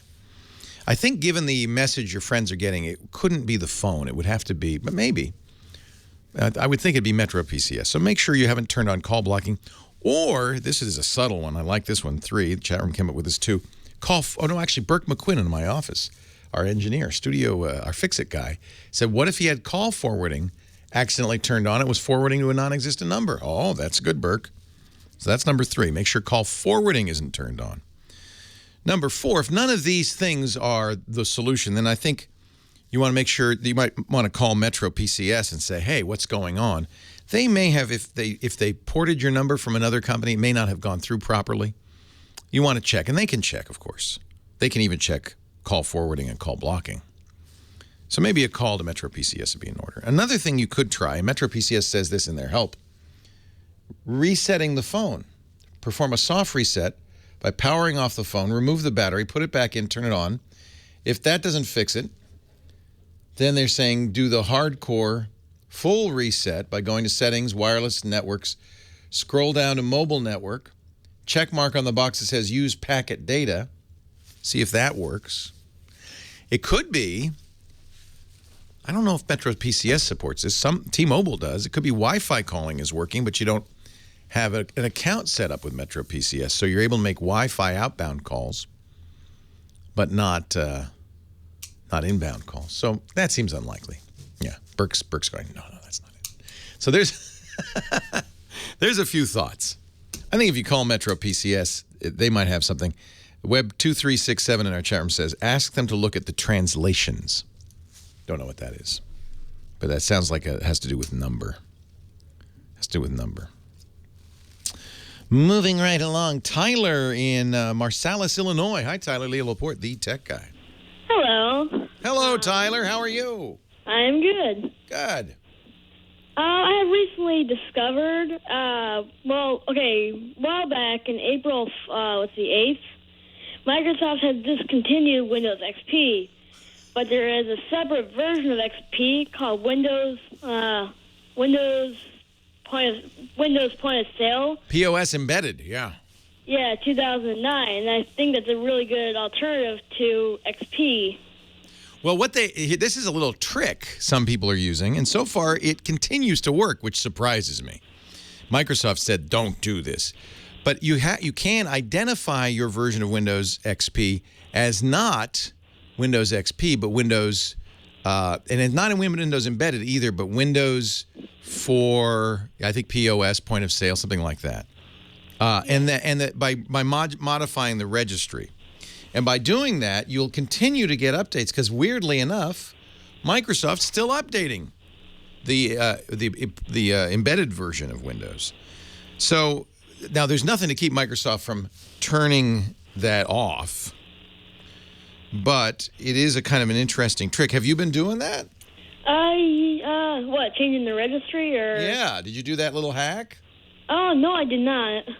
So if you change, and by the way, kids, don't try this at home, but if you change the key, it's Windows, you launch the registry editor and edit the H key local machine system, WPA POS ready, change the installed to equal DWORD 1, in other words, true, then your system will appear to Windows Update to be Windows Embedded POS Ready 2009, and you'll continue to get updates till 2019.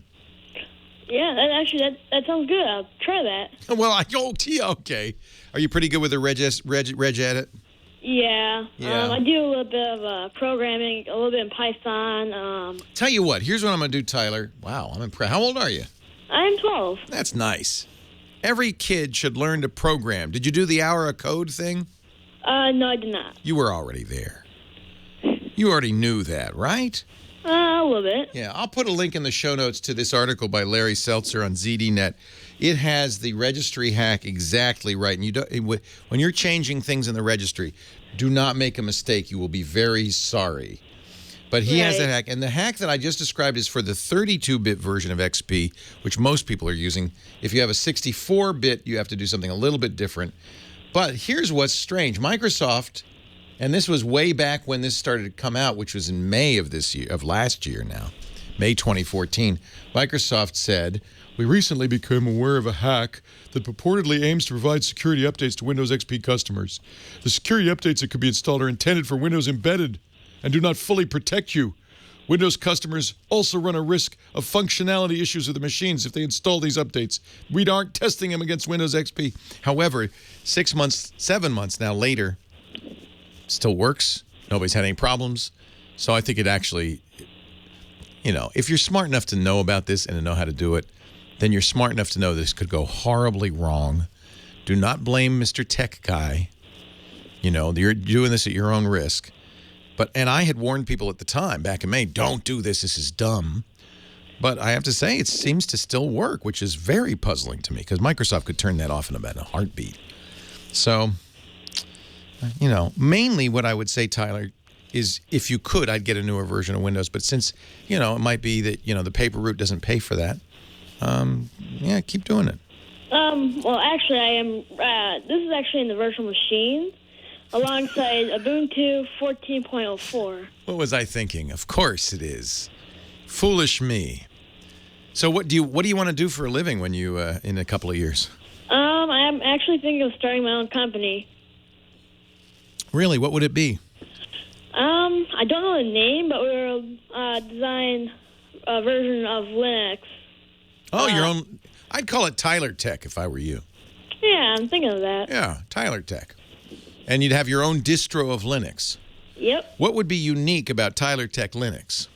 Compatible with older hardware. Ah, great idea.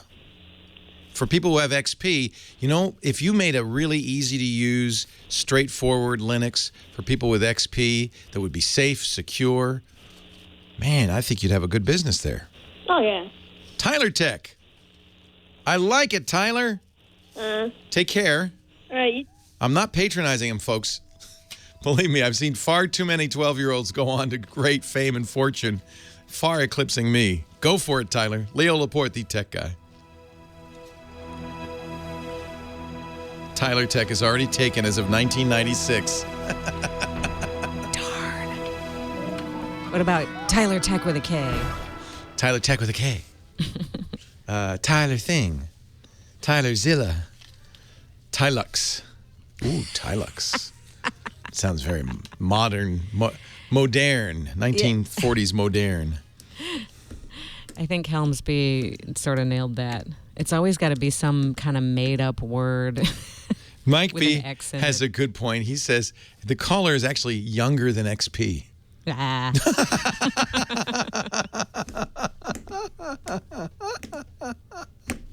TylerTheBrain.com. Tynix. Wow. It can't have Zen in the name, huh? Why not?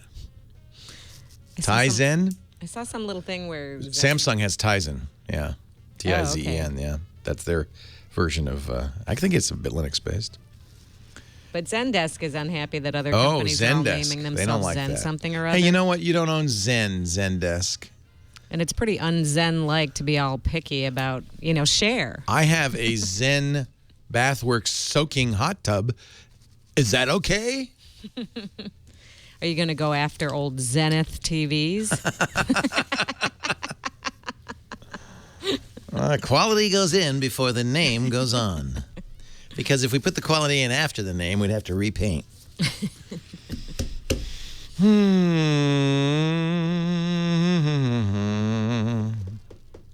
Leo Laporte, the tech guy.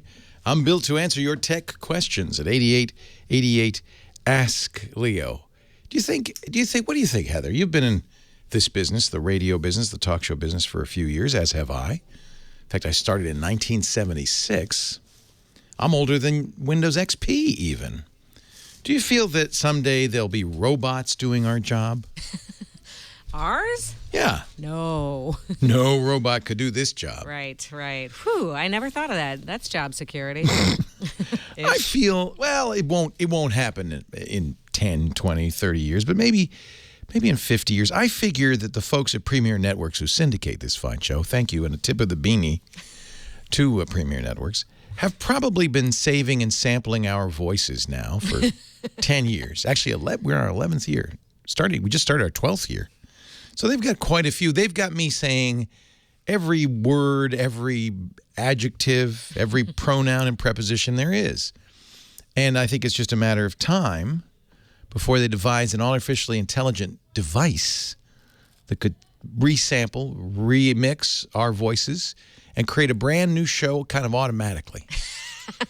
What do you think? Sure, I guess you're right. Sure. They even have us saying swoop and whoop, so that pretty much takes care of everything in the future. Aw. That's right. Aw. Yeah, they've got everything they need.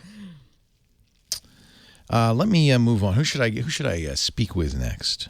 We've got Emilio in Lubbock, Texas. Thank you, Heather Hammond. Hello, Emilio. Happy New Year. Hey, what's happening, bro? Happy New Year to you, too. Oh, and I'm just hanging, just chilling, getting down with my homies. I don't know. Yeah, that's what's up. Already, you know. I did catch your live Twitathon or whatever you want to call it. Yeah, the Twitathon. I like that name. Yeah. And congratulations on your funding and all that stuff. That's cool. Yeah, we raised $70,000 for UNICEF. It was a great event, and we had so much fun. 24 hours of 2015. You can catch it all. We chopped it up into 24 shows, hour-long episodes at twit.tv/specials. And I'm not sure which one has me getting my head shaved, but I think it's around midnight, so it'd be like hour 21 or 22, something like that. Well, you had a lot of class acts. Thank you. One question I do have, so I'm using VoiceOver on the Macintosh, and I've not been able to find a decent file management program. I know Devin does exist, but it's not really accessible with VoiceOver, and I've tried things like Evernote, and again, their accessibility is kind of lacking. And I'm wondering if you or anybody in your chat room has known of any good file management program in particular, because I'll be starting grad school in the fall, and I want some help. So you're using the computer entirely via speech? Yes. No mouse, no keyboard? Well, keyboard, yes, because I'm using VoiceOver, so I need to use it for... Oh, that's right. Like you type the Alt key or the function key twice, and it launches it and all that. Right. Yeah, and no, VoiceOver is... Yeah, well, no, like to start VoiceOver... That's for speech to text. You're talking... But the commands and all of that stuff, it'll read you the screen and all of that stuff. Right. It's pretty... So you're able to type, but you want the screen to read to you? No. I'm using VoiceOver, so the screen is already being read to me by the internal speech program that Apple integrates. And you're saying that it doesn't work with Evernote? Well, it's okay, but there's nothing that I've found that's decent enough to work with VoiceOver that's going to make it efficient for me to sort my documents and make everything easily searchable. And I'm wondering if you were... Yeah, I think that's on folks like Evernote to fix that. They really ought to make that doable. Well, in a perfect world. Yeah, in a perfect world. So I love Devin Think. It's a great tool for researchers. It's a database where you put your clippings and all your information you can organize and so forth. And I love Evernote. That's a little bit of a more lightweight tool, but it sounds like it would work for you if it would just work better with VoiceOver. Right. And what do you need it to do? How would you imagine in a perfect world? Because I'll tell you what, I will send this to Phil Lieben, who runs Evernote, and while he has a long list of features he wants to include, I think this is a high priority one. So tell me, you're speaking right now to Phil Lieben, the CEO and founder of Evernote. What would you want Evernote to do? Basically, do everything that it's doing, but make it VoiceOver compatible so I can enjoy the same conveniences and luxuries that everybody else is basically getting to use. Give me one example of what it doesn't do that you'd like it to do. So one thing that it doesn't do for me well is if I have a document created in Evernote, I can't really edit that document well because VoiceOver doesn't read for me where I'm at in the document. Now, is that Evernote, or does it work that way in Pages and everything else? Maybe that's that's Evernote. So I've tried it on the iPhone and on the computer. And it does work okay in, say, Apple's own programs like Pages. You can edit text and all of that. Yes, definitely. Have you tried Microsoft's OneNote? That's free for the Mac. No, I haven't tried that. I would take a look at that, and nobody in the chat room has anything that they know works better. So it would be nice to come up with something. But until somebody tells me, I don't know off the top of my head. But I tell you what, I promise you, I will send a note to Phil Lieben and see if he can fix things at Evernote. Now, here's a link, and this comes from the chat room, to support.office.com, in which they talk about turning on accessibility in OneNote. So there is an enable, you already have done this. You've enabled VoiceOver, Right. And then, right. this is actually the standard. This is the standard Apple accessibility. So the question really is how well OneNote gives information to VoiceOver. So really, VoiceOver is built into the operating system. It's up to the application to pass it information. Definitely. Yeah. And these applications, I guess, are not giving it enough information for VoiceOver to do its job. No. Yeah. But I mean, overall, I'm pretty impressed with Apple across the board. I converted from Windows, and I mean, 90% of the time I'm up and running and doing That's well. great. But that's great. Are you 10%? That makes a difference. Are you blind, Emilio? Yes. Yeah. So it's really remarkable now. For a long time, in Windows anyway, you had to spend a lot of money on a program like JAWS. JAWS, definitely. And it was it's thousands of dollars. Well, and the thing that I tell people who are coming over from Windows to the Mac who are using screen readers, like NVDA is a free one, and there are competitors to JAWS, which is great because they need competition. They really do. Right. But one thing that I do tell people, the good thing about Apple and VoiceOver is that you only have to learn a series of keystrokes because they're mainstream across most applications. Yeah. Whereas with JAWS, you kind of have to, root JAWS with PC cursor, and this is more jargon, but you kind of have to know how to manipulate the screen and the software and kind of learn the tricks of the trade to make it work for you. There's a lot of skill involved. Yeah. Yeah, definitely. I think both Microsoft and Apple and Google, I will add, have a strong commitment to accessibility. That's what this is called, to make it accessible to people with different abilities. Right. And I know that they do. And I do think Apple, both with iOS and OS X, has done a spectacularly good job. Oh, definitely. Yeah. I mean, in a way, it's been very revolutionary. That's exciting. What are you studying in grad school? Getting a PhD in media and communication. Is that awesome? That's fantastic, Emilio. What do you want to do? Be a professor. Of media and communication. Yes, I do, right. And you know what you could add, and this is of course always so valuable, is this perspective of somebody who doesn't have sight, so that people are more sensitized to that, and that media and communication does a better job for people with differing abilities. Sure. I think that's great. Good luck to you. And yeah, thanks. And just another quick question. Yeah. I'm wondering, is there a way without Apple scripting and things of the sort, because that's way above me, is there a way to, if I have a directory and I want to index just the file names of that directory and collate those in a list, is there a way to do that, or is there a program that does that for me? I'm sure there is, and that would be a simple thing to do in the shell with a shell script or a Perl or Python or Ruby script. I'm sure somebody has written such a thing. Okay. So I will try to figure out maybe some names we can put that into the show notes. But I think you could Google Apple directory file names sorted, and you probably would find maybe not a standalone application, but a Ruby script or a Python script that would do it. Beef Team is telling me folder lister is something to look at in OS X. Leo Laporte, the tech guy.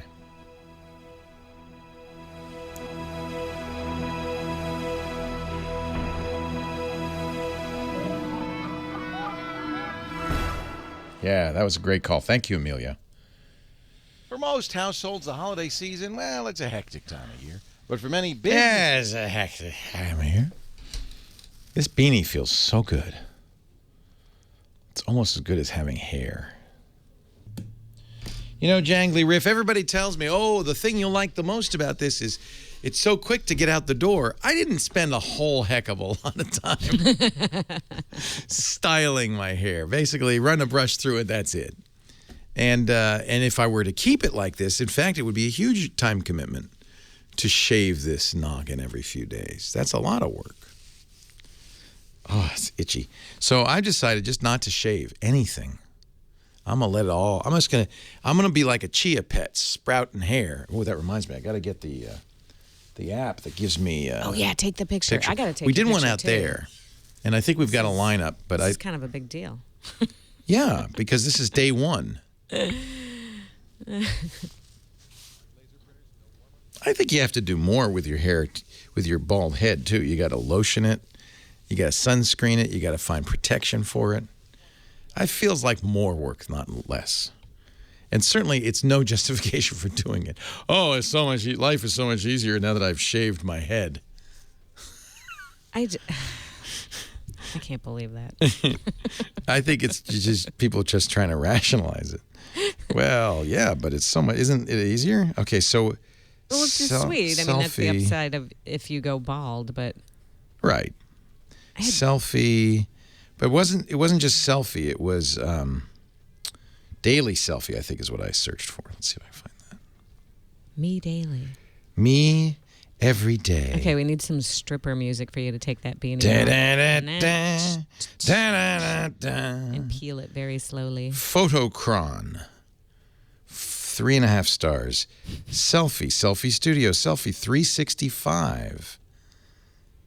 Anybody have a thought about any of these? How about, I'm going to install Selfie 365. It's the ultimately selfie tracker. Take photos and track them all year. This looks good. In-app purchases. What do I get if I buy something? Please don't install this app. It's very stupid. It's more better if you install any other app. There is nothing to do. Bad. Don't install. Boy, these reviews are not... Here's another one with a Santa 365 selfie camera. UCam Perfect Selfie. Wow, that's a 4.5 star.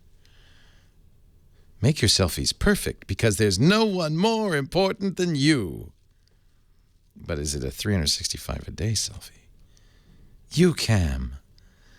I love it. Yeah, this is more like beautifying. I don't need a beautification program. Photocron is easy to use. Okay, so I'll maybe do that one. Time-lapse selfie. It sounds like that's the thing, right? Selfie time. Leo Laporte, the tech guy. 8888 Ask Leo. Let's talk selfies. Jonathan in San Jacinto, California. Hi, Jonathan. Leo Laporte, the tech guy.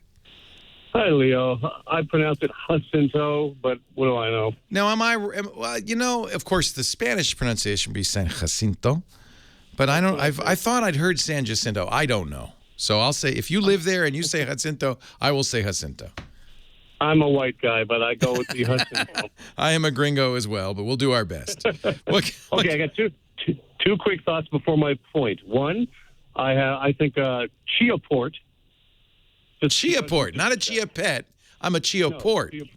Yes. Or a La Chia Port. Okay, I like it. The other quick thing is Heather is awesome, and she needs to be acknowledged publicly. She is considerate and keeps coming back to make sure that you're comfortable, you're happy. Yeah. Okay? I agree 100%. Thank you. You're welcome. A tip of the hat to Heather there. Absolutely. Okay, here's my deal. I have Verizon Fios. Yes. 75 up, 75 down. Nice. Yeah. Sweet. Well, we're paying for it. Well, yeah. You know what? I think high-speed internet is so great. I would pay a lot for it. I'd pay more than I pay for my cable TV. Yeah. Well, we have the Fios triple play. Right, so you get it all anyway. Yeah. Yeah. We have a 5-bedroom home. We've got Apple TVs, iPads, iPhones, 13 people in the house. The main computer in the media center is all hardwired to the router. Yeah. But the other side of the house gets kicked off and terrible speed. How do I extend the signal? What do you use for your Wi-Fi access spot? Probably the device that came from Verizon, right? Yeah, I've had them upgraded twice. Yeah. So there's a couple of things you can do. You could, instead of using... Now, you've got to use Verizon's Fios modem. I think they use Action Tech, and it's not great stuff. So you still have to use their Action Tech modem and router, but you don't have to use it for Wi-Fi. Okay. So what you'll do is... So there's two ways to do this. One is to do a better Wi-Fi access point. Let's say, since you have Apple TV, you're probably open to the idea that things are going to cost a little bit more. And I personally use an Airport Extreme. They are more expensive. They're almost $200, but they are, I think, the best. So let's say, but you could use anything. But let's say you got an Airport Extreme. You'd put it in bridge mode because you're going to let the Action Tech continue to do what's called the network address translation, DHCP. You're going to let it do that, but you're only going to use the Airport Extreme as an airport access point. So, and I do this, by the way. I do it with Comcast.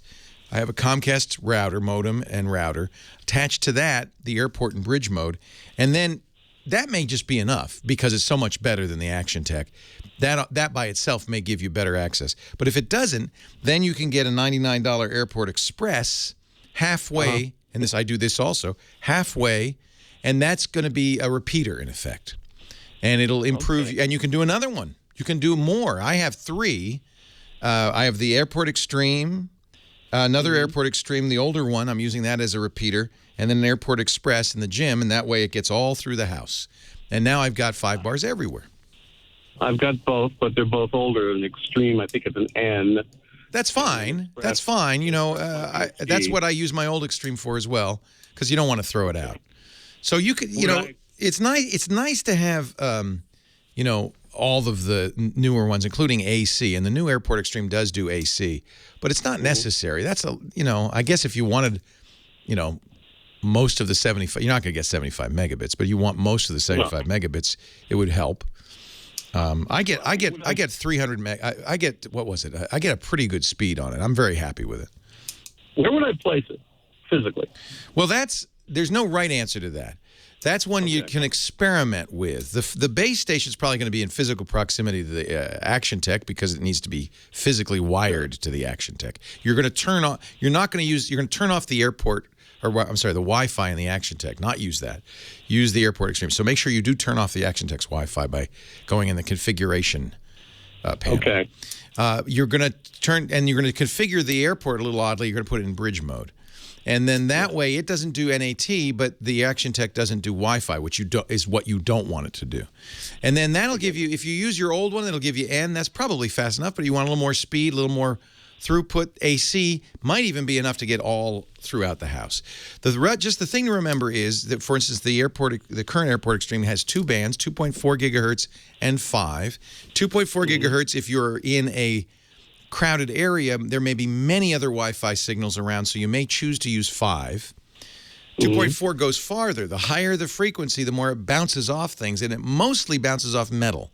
So metal in the walls, even screens over the windows, those things are opaque to Wi-Fi. It'll bounce right off of it, and the higher frequency is more likely to bounce off of walls than the lower frequency.